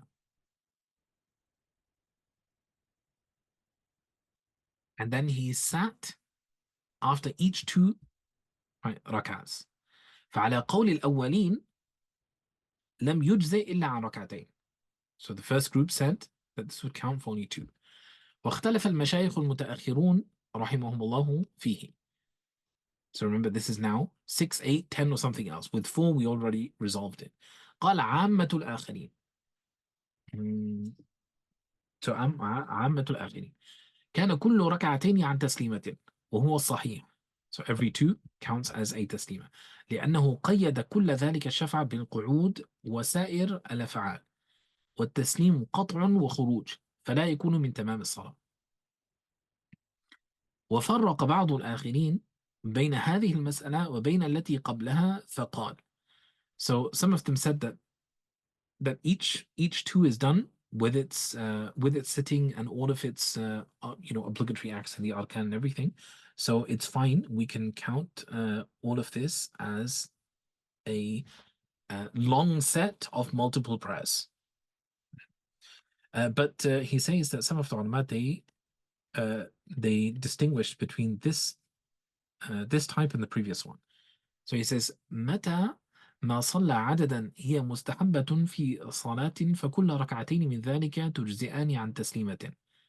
So every time he prays a number which is recommended, then every 2 rak'ahs it counts on behalf of a taslima. Right? It would count for that number of rak'ahs. ومتى لم يكن كذلك لم يجزئ إلا عن قدر المستحب. So otherwise it would only count for the mustahab amount. لأن في الزيادة كراهة, because it's makruh to do anything beyond the mustahab amount. وفي استحبابه اختلاف. ففي هذا اختلاف أيضا. Right? So there's khilaf, i.e. that it's makruh to do something beyond that. So he says, so for somebody to go beyond now the mustahab amount, this would also be problematic. فعلى هذا إذا صلى 6. So based on this position now, if he prayed 6 تجزئ عن 3 تسليمات عند أبي حنيفة. So it counts for 3 sets of 2 according to Abu Hanifa. وعند صاحبيه عن تسليمتين. But because Abu Hanifa allows you to go up to this point and actually beyond, as we'll see in a second. But the Sahibain, they said no, only 4. So it's recommended, and like the optimal amount or the maximum amount that you can do is actually 4 rak'ahs in one go. So this is why they said it only counts for 2. So even though you prayed 6, you only prayed 4 in reality. وإن صلى 10. So what about 10? فعندهما تجزئ عن تسليمتين. Same thing. Right? So you prayed 10, it would count for 4 according to the Sahibain. He says وعنده في الرواية الشاذة عن 5 تسليمات. So in a burnt position, but of course, look, they still mention it. Even though it's a burnt, they don't just like ignore it and just do away with it and act like it doesn't exist. It's still right there. It's a burnt position. In the shadh position now, it counts for 5 sets of 2. وفي رواية الأصل والإملاء عن 4 تسليمات, i.e. 8 rak'ahs, because that's the maximum. وفي رواية الجامع الصغير عن 3 تسليمات because there's اختلاف الرواية. Right? So can you do 6 in one go or 8 in one go? So he says رواية الأصل 8, رواية الجامع الصغير 6. And again, another thing that it's like imagining that it's this straightforward process of you have ظاهر riwayah, and then you have all the position is there of Abu Hanifa, and then that's it. Bismillah, you just take it. And what's the need for all of the books and discussion? It's just a misunderstanding. Like you didn't understand what is happening over here. And that's why there's all kinds of things. Like the Jami' is saying one thing, the Asl is saying something else, the Siyar might be saying something else. And then there's all of these other books which are coming later where they're explaining that actually Abu Hanifa said such and such, or Muhammad said such and such. And because these people lived long lives, right? MashaAllah. It was, and so Abu Yusuf and Muhammad are living, Muhammad dies 39 years after Abu Hanifa. So that's a lifetime, right? That he's living after that, and of course he's taking from the students, and similarly Abu Yusuf living for some 30 odd years as well.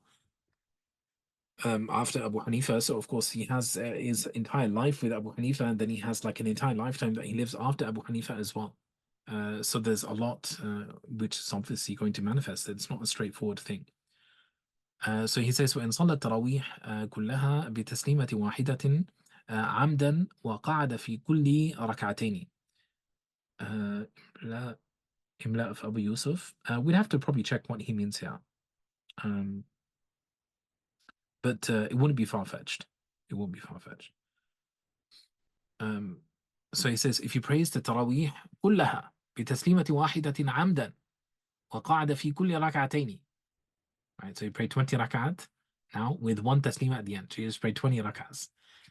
فعلى قول الأولين رحمهم الله جاز عن تسليمة واحدة. So the first group said it counts for 2. وعلى قول عامة المتأخرين, most of them, because remember you had this one tafsir that he just talked about, that you look at the mustahab and whether it's a mustahab amount or not. جاز عن الكل. And that according to most of these متأخرين, they said it counts for all of them. وعلى قول بعض المتأخرين, which is this discussion that we just talked about right now, رحمه الله تعالى على الاختلاف الذي حكينا. والصحيح قول العامة رحمهم الله.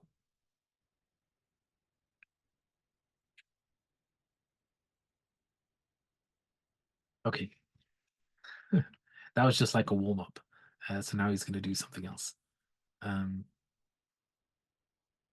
According to those who say 4 is makruh, if this becomes an aada and widely accepted practice in a land, would we say it's no longer makruh? I've seen some say that about the Turks 4 rak'at with 1 taslim.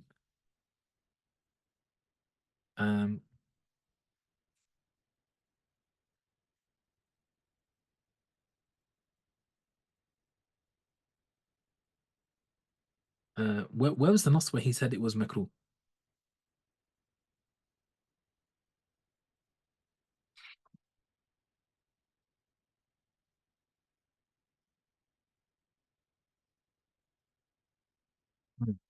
He didn't say so here, but that's seems to be most books. Yeah, that's right. Yeah, sorry, I thought you were referencing something here.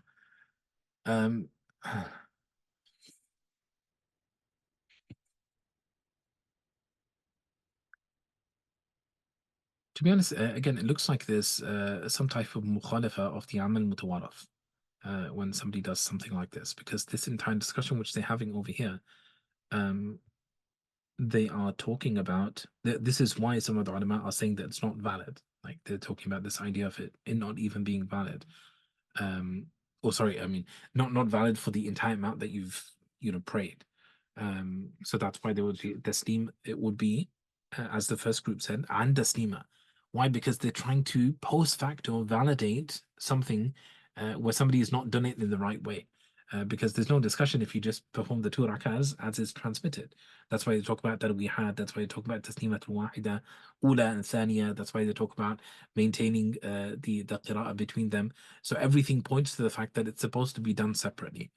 And if you do it together, although he doesn't seem to kind of mention anything explicitly here, it would seem that there's something, some type of karaha which is manifesting. And And it doesn't seem like it would be warded off by a few people kind of doing it like that, to be honest, because it's still minority, because it's one thing to say that everybody in like all of the imperial masajid they're all doing it, for example, but it's not. They all pray 20 rakat, right? So it's only a small number, maybe a village mosque, maybe something a bit smaller, quieter, where they might do something like this, and of course they would have some type of basis for it. Um, but we'd have to see if there's anything in the madhab which would justify something like that. Of course, it's valid, but perhaps would they talk about it in the context of it being lengthy and difficult for people? Uh, maybe, maybe, but we'd have to see. I can't think of anything off the top of my head. Okay, so the next point he says is فصل وإذا صلى ترويحة بتسليمة ولم يقعد في الركعة الثانية. So everything prior to this was about he sat after 2 rak'ahs. So now he didn't sit after 2 rak'ahs, right? So he just prayed 4 in one go. فالقياس وهو قول محمد وزفر وهو رواية عن أبي حنيفة رحمه الله تعالى أنه تفسد صلاته ويلزمه قضاء هذه التسليمة ولا يجزئه عن ذلك شيء.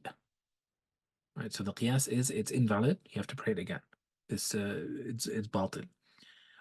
وفي الاستحسان وهو قول أبي حنيفة وأبي يوسف رحمهم الله تعالى يجوز. And the istihsan is that it's valid. So this is according to Imam Abu Hanifa. ثم اختلف المشايخ فيه على قولهما. قال بعضهم تجزئه عن تسليمة واحدة وهو الصحيح. So it's valid now according to Abu Hanifa. But the question is, what does that mean? So it counts for. Some of them said it counts for 1 taslima. It says وهو الصحيح. So you prayed 4, it counts for 2. لأنه, because you missed the sitting after 2 ركعة. لأنه أكمل في الأربع تسليمة واحدة فحسب. Because you only did 1 تسليمة. بخلاف ما إذا قعد في الثانية لأنه أكمل كل شفع بالقعود. Right? So in reality, it's almost like you only did 1 prayer at this point. وإن صلى 3 ركعات بتسليمة واحدة.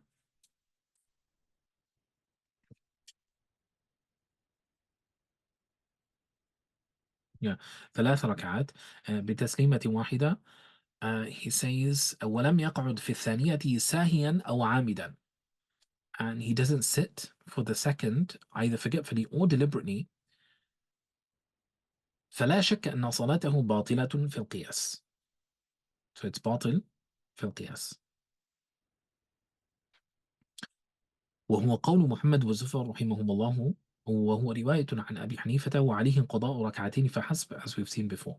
وأما في الاستحسان وهو قول أبي حنيفة وأبي يوسف رحمهم الله اختلف المشايخ رحمهم الله فيه. قال بعضهم تجزئه عن تسليمة واحدة. تجزئه عن تسليمة واحدة. So he prayed 3, it counts for 2. وقال بعضهم لا تجزئه عن شيء أصلا. So the other group said no, it doesn't count for anything. وكذا الخلاف في غير التراويح إذا انتفل ب3 ولم يقعد إلا في آخرها. جاز عند الأولين ولم يجز عند الآخرين. Right? So the first group said it was valid, and the second group said it's invalid, i.e. if you prayed 3 rak'ahs in any nafila prayer accidentally, right, or deliberately, according to what he's saying here. وأما من قال يجوز يقول الفرض يجوز بمثل هذه الصفة.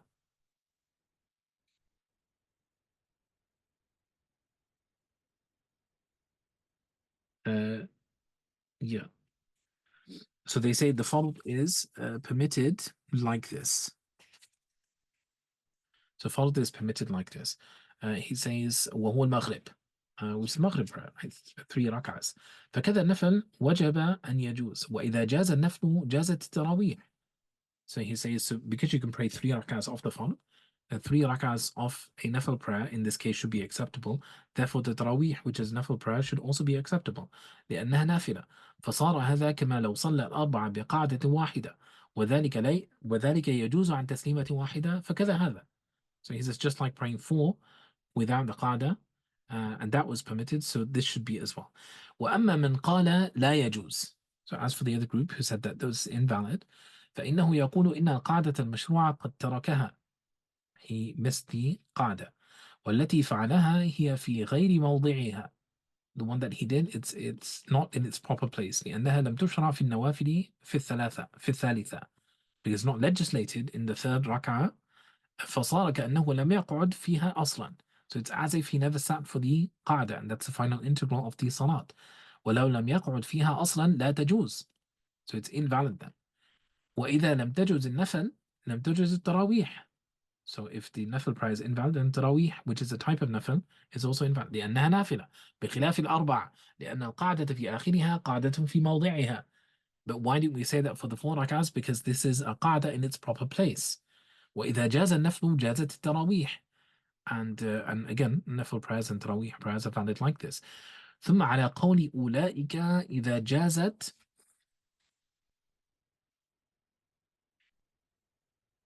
إذا جازت هذه الثلاث عن تسليمة.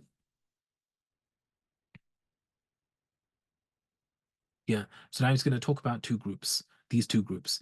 So the first group that he mentioned, أولئك, and then هؤلاء, the second group. So according to the first group, who say that it's valid for 2 rak'ahs. So what does he say?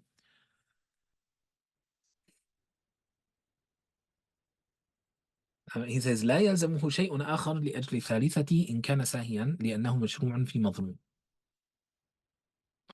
So he says nothing more is due now for the third rak'ah and everything which he did accidentally over here, because it's legislated in the madhnoon when somebody prays, for example, 3, when they're confused or they messed up their count. So he's saying that this is valid. وإن كان عامدا تلزمه ركعتان في قول أبي حنيفة وأبي يوسف رحمهم الله. So if it's عامدا, then you have to do 2 rak'ahs. تلزمه ركعتان في قول أبي حنيفة لأنه قد صحت الثالثة. Right? Because the third is valid حيث حكم بصحة التحريمة حين قعد في آخر الصلاة ولم يكملها بضم أخرى إليها فيلزمه قضاء.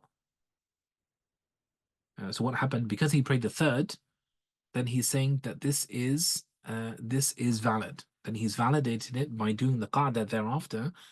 But because he only prayed 1, there's no such thing as a 1 rak'ah prayer. And this is deliberate. Remember, this is deliberate. So he's saying in this deliberate case, he would be obliged to pray 2. Right? So obliged to pray 2.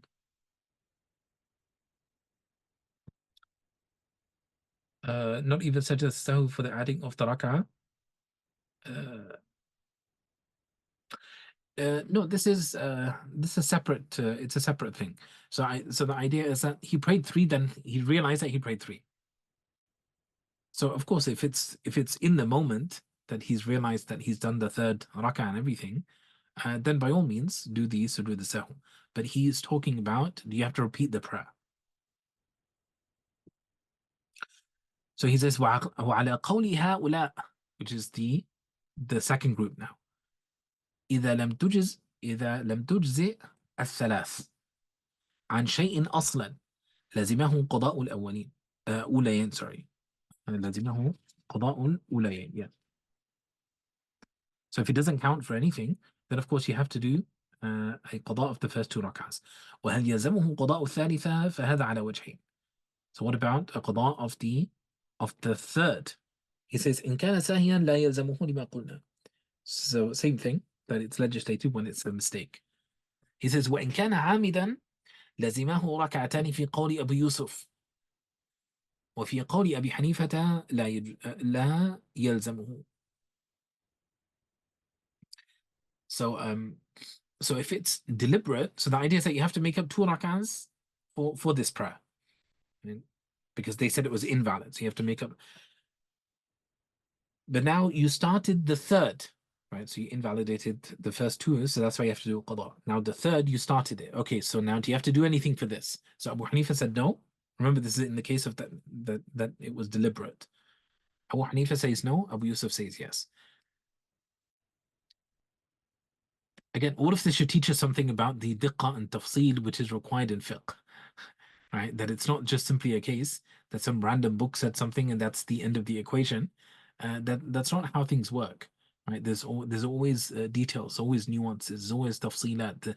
The ulama have said something about it. If you don't know, you have to find out, right? You have to find out what they said about something because they talk, and that's why when they talk about the number of masail transmitted from Imam Abu Hanifa, the smallest number is 83, about 83,000, right? And the highest numbers transmitted are 2 million, right? So that's a lot of issues. So it might, so it's worth thinking about things before rushing to, answer questions and the like. He says, لأن التحريمة قد فسدت حين لم يقعد على رأس الثانية. So what Abu Hanifa say? The tahrima is fasid when he doesn't sit after 2 rak'ahs. ولم يأتي بالرابعة, and he didn't do the fourth. فإذا قام إلى الثالثة فقد شرع في الثالثة بتحريمة فاسدة. Right? So his tahrima is already fasid and he started the third with a fasid tahrima. وذلك موجب للقضاء عند أبي يوسف وعند أبي حنيفة لا. في الصحيح من مذهبه. So this is not, according to Abu Hanifa, it's not valid. Nothing is due in lieu of this. Of course, some of these discussions, the idea of the tahrima fasida and so on, if you read the Kanz of the Daqa'iq, in his Kitab al-Salah, he mentions a number of these masail, right? So it's right there. It says فعلى هذا إذا صلى التراويح 10 تسليمات كل تسليمة 3 ركعات. So what did he do? He did 10 prayers, right? But of 3 rak'ahs. ولم يقعد إلا في آخرها. Right? So he says ففي القياس. So everybody following what he is saying. Yeah, 3 is his favorite number. Maybe he preferred 3 over 2. 3 is nicer. Looks like Maghrib. So he says ففي القياس وهو قول محمد وزفر وهو رواية عن أبي يوسف رحمهم الله تعالى عليه قضاء التراويح كلها ولا شيء عليه سوى ذلك. Right. This is the قياس that you do a قضاء of everything. وفي الاستحسان وهو قول أبي حنيفة وأبي يوسف رحمهم الله تعالى. So استحسان is على قول أولئك, right? قول أولئك, the first group who deems it to be valid. جازت التراويح ولا شيء عليه إن كان قام ساهيا وإن كان قام عامدا فعليه أيضا قضاء 20 ركعة. So if he deliberately did it, then you have to do a qada of 20 rak'ahs.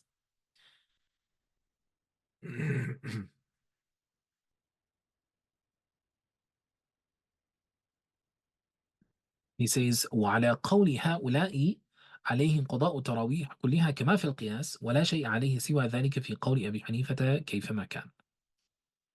وفي قول أبي يوسف إن كان ساهي رحمه الله تعالى إن كان ساهيا فهو كذلك. If he was forgetful, then same thing, nothing more is due. وإن كان عامدا فعليه مع التراويح قضاء 20 ركعة أخرى. So you do the 3 and everything. If a qada of tarawih now 20 rak'ahs, then 20 rak'ahs because of the extra rak'ah which you prayed. So that means you prayed like 60 rak'ah. It's like 3 times 20 is 60, and then you pray 40 after you pray 100 rak'at, right? So you do 60 wrongly, you make up for it by doing 40 more.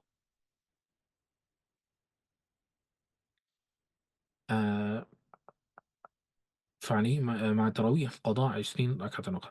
وإن صلى التراويح كلها بتسليمة واحدة عمدا ولم يقعد إلا في آخرها. So he deliberately prayed 20 now with one set of salams. ففي القياس وهو قول محمد وزفر ورواية عن أبي حنيفة رحمهم الله لم يجزئ عن شيء وعليه قضاء ركعتين فحسب. Just 2. Why? Because you just messed up the one prayer as it were. وفي الاستحسان I want تسليمة وفي الاستحسان وهو قول أبي حنيفة وأبي يوسف رحمهم الله اختلف المشايخ رحمهم الله فيه.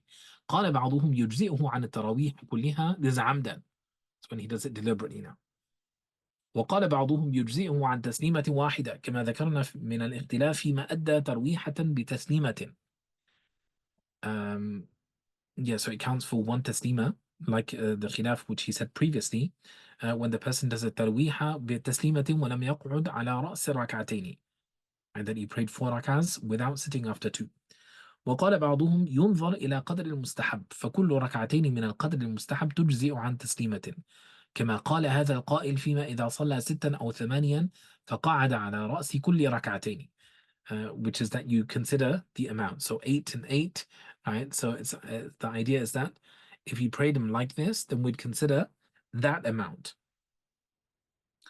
And not anything more as he mentioned back there. So والصحيح أن قول هذا القائل فيما إذا قعد على رأس كل ركعتين. أما هنا الصحيح ما قال بعض المشايخ أنه يجزئ عن تسليمة واحدة. الله أعلم. So what happened? He prayed, remember, he prayed 20 with a taslima, with a qa'da only at the end. ولم يقعد إلا في آخرها. And that whole khilaf was about, he did the qa'da after every 2. So he said the sahih أن قول هذا فيما إذا قعد على رأس كل ركعتين. Not here.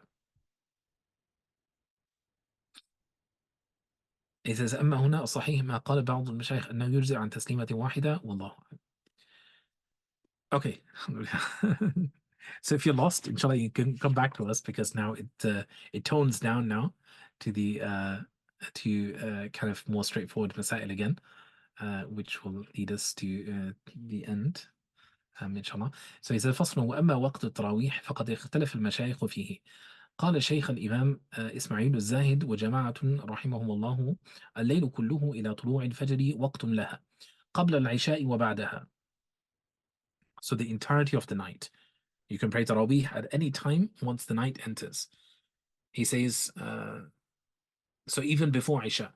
وقبل الوتر وبعدها لأنها قيام الليل فكان شرطها الليل فحسب. Right, so the shart is only شرطها الليل فحسب. The shart is only that it be night. وقال عامة مشايخ بخارى. Again, because these madaris exist. Right, so this is why they talk about them. So most of the مشايخ of Bukhara now, what did they say? رحمهم الله وقتها ما بين العشاء والوتر. Right, its time is between Isha and Witr. ولو صلاها قبل العشاء أو بعد الوتر, so before Isha or after the Witr, لم يؤدها في وقتها لأن الآثار كذا وردت وإنما يتبع في التراويح الآثار. Yeah, so this is it's a special prayer, so you're supposed to follow the athar when it comes to this. And they specified a time, right, that it was between these two things. That's why they keep saying the witr is at the end, right? So it's between Isha and the witr. والصحيح أن وقتها ما بين العشاء إلى طلوع الفجر. Right, so it's from Isha until Fajr. حتى لو صلاها بعد الوتر تجوز. So it's valid even after the witr. Right, so it's still Tarawih, even if you pray the witr, you prayed half the Tarawih, then you felt tired, so you prayed your witr, then you went to bed, and then you woke up like later in the night, and then you prayed the other 10 rak'ahs. This is fine. He says ولو صلاها قبل العشاء لا تجوز. It's not valid before Isha because تابع لأنها نوافل سنة بعد العشاء. It's legislated after Isha. فأشبهت التطوع المسنون بعد العشاء في غير شهر رمضان والله أعلم. So it's like the two sunnahs, like the post Isha sunnah. When do you pray it? You pray it after Isha. So you say the Tarawih is exactly the same. Right, so this is when you do it. فصل وإذا فاتت التراويح. So if you miss the Tarawih now, هل تقضى بعد وقتها بالجماعة وبغير الجماعة? So do you make it up in congregation or without congregation? He says اختلف المشايخ فيه. So it was a khilaf, as you might have guessed. قال بعضهم at this point if there's no khilaf it's a surprise. Right. So قال بعضهم تقضى من الغد ما لم يدخل وقت تراويح أخرى. So you make them up as long as the next time for Isha has not manifested. وقال بعضهم تقضى ما لم يمضي شهر رمضان. So some said as long as Shahr Ramadan hasn't passed, then you can do a qada of them. وقال بعضهم لا تقضى أصلا وهو الصحيح. And some of them said, no, there's no qada whatsoever. And this is the soundest position. لأنها ليست بآكد because they are not more emphasized من السنة بعد المغرب والعشاء. Right, from this more emphasized than the sunnahs after Maghrib and Isha. وتلك لا تقضى وحدها عند أصحابنا رحمهم الله فكذلك هذه. And those sunnahs are not made up. This is the asl when it comes to sunnah prayers. There is no qada for sunnah prayers. Once the time exits, then you've missed it. Right, it's missed now. So when you do it at another time, this is just a nafila of another time. It's not that prayer. So even though some of the mashayikh, those positions are there, as we just saw, the soundest position is that there's no qada for it if you miss it. والدليل عليه أنها لا تقضى بالجماعة بالإجماع ولو كانت تقضى لقضيت كما فاتت فإن قضاها منفردا كان مستحبا كسنة المغرب إذا قضاها والله أعلم. So as for there not being prayed in made up in congregation, he's the ijma' on this. Like everybody agrees. ولو كانت تقضى and if they were missed, they would be prayed as they were missed. So he says, so if you miss them alone, then it would be recommended to. He says كان مستحبا كسنة المغرب إذا قضاها. Right? So it would be recommended to make it up. Right? So i.e. that it would be done alone. That were it legislated, that it would be done alone. It's not going to be done now in a group, because that was the original thing that he was talking about.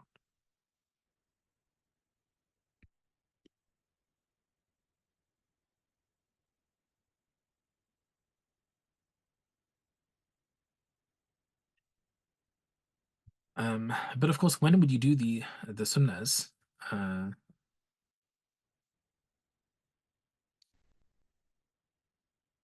Is the ideal? So he said that the ideal would be that they would be made up as they were missed, and they were supposed to be prayed then in congregation.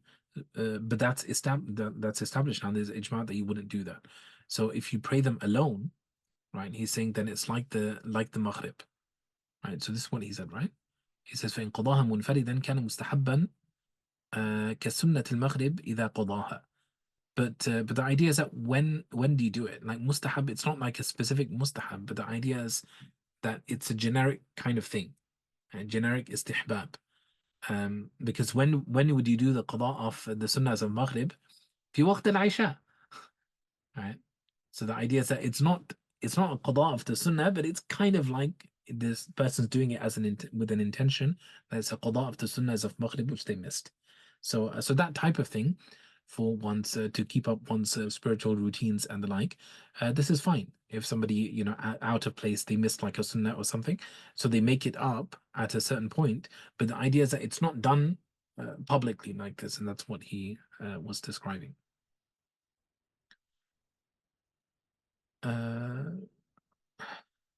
Was someone praying a qada prayers in the place of Tarawih? Are they blamed for leaving the sunnah?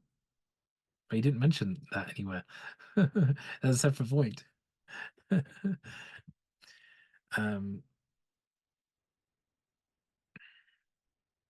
Meaning you are just doing a nafil to make up for the missing sunnah. Yeah, that's what it seems like to me.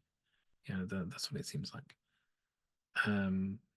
So as for the qada prayers, this is actually there was a question about it earlier as well, but it's about prioritizing. So although these are emphasized, of course, but it depends upon. It's one thing to say that somebody has like a few qada prayers or something, like a week's worth of qada prayers to do, versus somebody has like 17 years of qada prayers to do.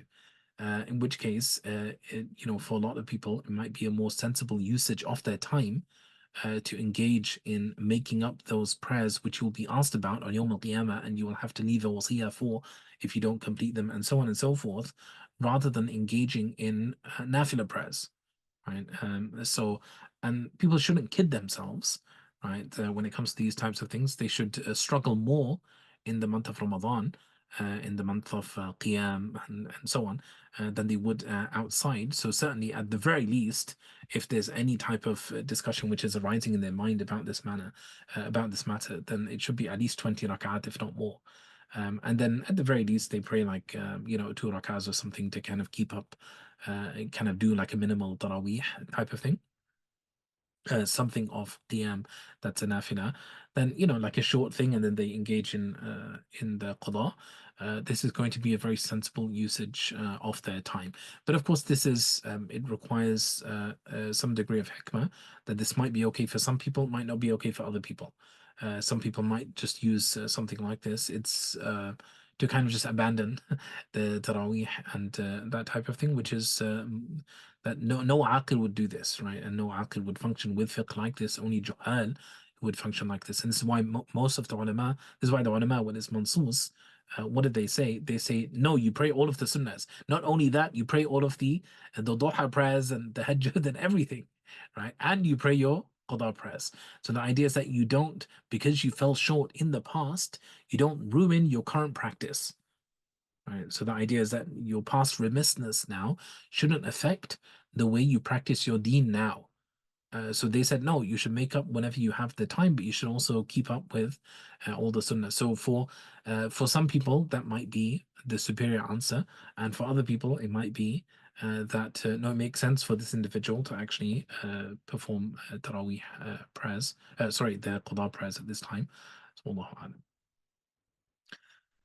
فصل وإذا شكوا أنهم صلوا 9 تسليمات right أو 10 اختلف المشايخ فيه. قال بعضهم أعادوا تسليمة واحدة بالجماعة احتياطا، وقال بعضهم لا يزيدون لأن زيادة على التراويح بالشك لا تجوز. Right, so again, it might seem like a simple, straightforward issue. They doubt now. Have they prayed 9 or 10? Like, have they got one more taslima to do? And or have they completed it? So the mashayikh, they differed. So some of them said, yeah, ihtiyatan, you should do another set, right, of 2 rakats. Another group said, no, absolutely not, right? Why? Because there's 2 reasons. One is that you might be doing more than that which has been legislated, which is more than 20 is makruh. That's what he said before, right? So and secondly, there's the idea of praying nafila prayers in jama'ah, which is makruh, where it's not legislated. So it's legislated for the 20 rak'at of tarawih. But outside of that, it's not legislated. So it'd be makruh for you to pray in that prayer. This is why he says, وَالصَّحِيحَ أَنَّهُمْ يُصَلُّونَ تَسْلِيمَةً أُخْرَى فُرَادًا. Right? So the sound's position now is that they would pray an extra 2 rak'ahs just to be sure, but furada, but alone. حتى يقع الاحتياط في فعل السنة بإتمامها.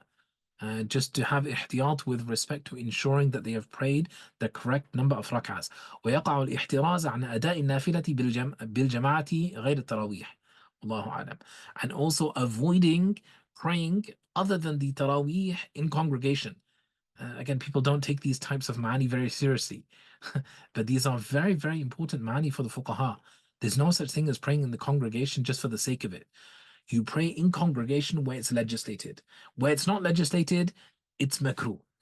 There's no prayer in congregation, whether it's men or ladies, right? So it's a very important qaida, and that's why we hold that the prayer in jama'ah is khilaf al-qiyas. It's khilaf al-qiyas. It's not the norm. The norm is prayer is private devotion. And that's why even in cases like this, what would people say? People say, oh, Bismillah, let's just pray 2 extra rak'ahs, right? It'd just be like a straightforward thing. But it's only straightforward when your fiqh mind is not functioning properly. But if you understand, because it's not just about fiqh, but it's about the weightiness of sunnah. It's about the seriousness of bid'ah. It's about the ma'na of karaha. Like when these ma'ani have not entered into your heart, it's just a straightforward thing. And it's what's the problem? Like it's khair, it's only a salat. Why are you getting all worked up? Right? And it's not about being worked up, it's about having the sunnah manifesting on one's heart, whereby when you look with this penetrating gaze of sunnah. That it's like, no, this is not the way of the Prophet ﷺ. This is the point. This is not the way of the Ummah. This is not the way of the Salaf. And that's how they're conceiving of. That's why they can say it like this. So even the group that said ihtiyatan, it was still an ihtiyati thing. They're just erring on the side of perhaps it's okay, but that's only a group. But you can see this other group said no, they don't. But Sadr al-Shahid here, he gives a third position, right? It's either the third position or a further detailing for the second position. Then he says فصل وإذا صلى الترويحة الواحدة إماما. So two imams now pray a single tarwiha. كل واحد منهما تسليمة. The first guy prays 2 rak'ahs, second guy prays 2 rak'ahs. اختلف المشايخ فيه. قال بعضهم لا بأس به. So some of the mashayikh said there's no problem in this. وصحيح أنه لا يستحب ذلك. The sound position again is that this is not mustahab. ولكن كل ترويحة يؤديها إمام واحد. Rather each tarwiha should have its own imam. Right? So you don't break up the tarwiha and give 2 to this and 2 to that. Right? وعليه عمل أهل الحرمين وغيرهم ويكون تبديل الإمام بمنزلة الانتظار والله أعلم. This is why it's not mustahab. So what happens? You pray 10 rak'ahs, right? You have 2 imams. You pray 10, then you switch. So this is breaking the tarwiha. This is makruh. It's not supposed to be a break at this point. So that's why you break at the legislated break points. Right? So 4, 8, 12, 16. He says فصل الأفضل استيعاب أكثر الليل بالصلاة والانتظار.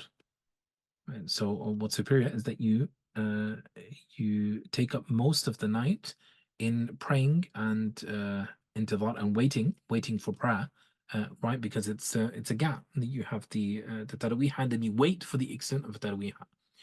وبعض مشايخنا رحمهم الله تعالى قالوا إذا أخروها إلى ما بعد نصف الليل لم يستحب وشبهها بتأخير العشاء. Because the normal rule with respect to Isha is that it's makruh to pray the congregational Isha after half the night has passed. Right, so you can delay it up to mubah to delay up to the middle of the night, i.e. the midpoint between Maghrib and Fajr. But anything beyond that is makruh. So some of the ulama said that the Tarawih is also makruh if you do it after half the night has passed. He says, وَصَحِيحٌ أَنَّهُ لَا بَأْسَ بِهِ. Sound's position again is that there's no harm in it. وَهُوَ الْمُسْتَحَبُّ وَالْأَفْضَلُ. And it's actually superior. Right? It's actually recommended to do it later. لأنها قيام الليل وقيام الليل في آخر الليل أفضل. Allahu alam. Which is also this idea of the Tarawih, like the tahajjud thing manifests as well, with respect to sometimes people ask the questions about it. So of course they give definitions of what the ma'na of it is, which is ideally realized through somebody sleeping and then awakening for prayer. This is how it is one manifestation of it. Let's put it that way. But the idea is that just prayer at this time of night, even if the person has not slept, this is still a great prayer. This is still a great qiyam al-layl. Right? It's still, and that's why Abu Hanifa used to pray all night. Would you say, oh, he didn't pray tahajjud? Right? That's only somebody who doesn't understand the Sharia that would say something like that. And similarly, the other Salaf and others of the righteous who wouldn't necessarily do this specific thing. Right?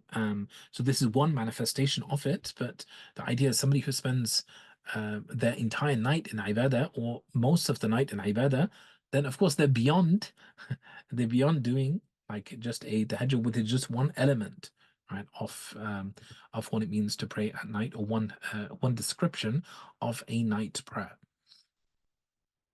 So he says, تم كتاب صلاة التراويح بحمد الله وعونه وصلى الله على سيدنا محمد وآله وصحبه وسلم تسليما وحسبنا الله ونعم الوكيل.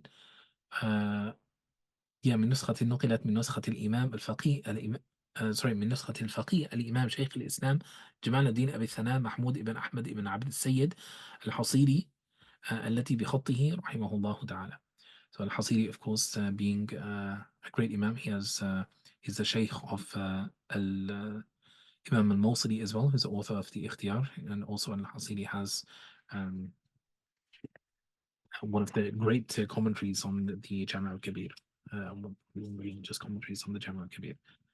So alhamdulillah, this is the Kitab al-Tarawih, and thanks to everybody for their patience and for joining today, and I pray that it was beneficial, and keep me in your du'as inshallah ta'ala, and inshallah I'll endeavor to keep you all in mind, especially in these final days of the month of Ramadan. We ask Allah subhanahu wa ta'ala for fiqh fi din, wal amal bis sunnah, wal qalb, which is alive, right? So a qalb which is living and alive, and a hal which is mardi to Allah subhanahu wa ta'ala. And we ask Allah subhanahu wa ta'ala to continue to allow us to draw closer to him and to the Prophet ﷺ, and to live the sunnah of the Prophet ﷺ in every moment of our lives. And we ask once again for relief for our brothers and all of the oppressed in the world. وجزاكم الله تعالى خيرا وصلى الله وسلم على سيدنا محمد وعلى آله وصحبه وسلم الحمد لله رب العالمين. السلام عليكم ورحمة الله وبركاته.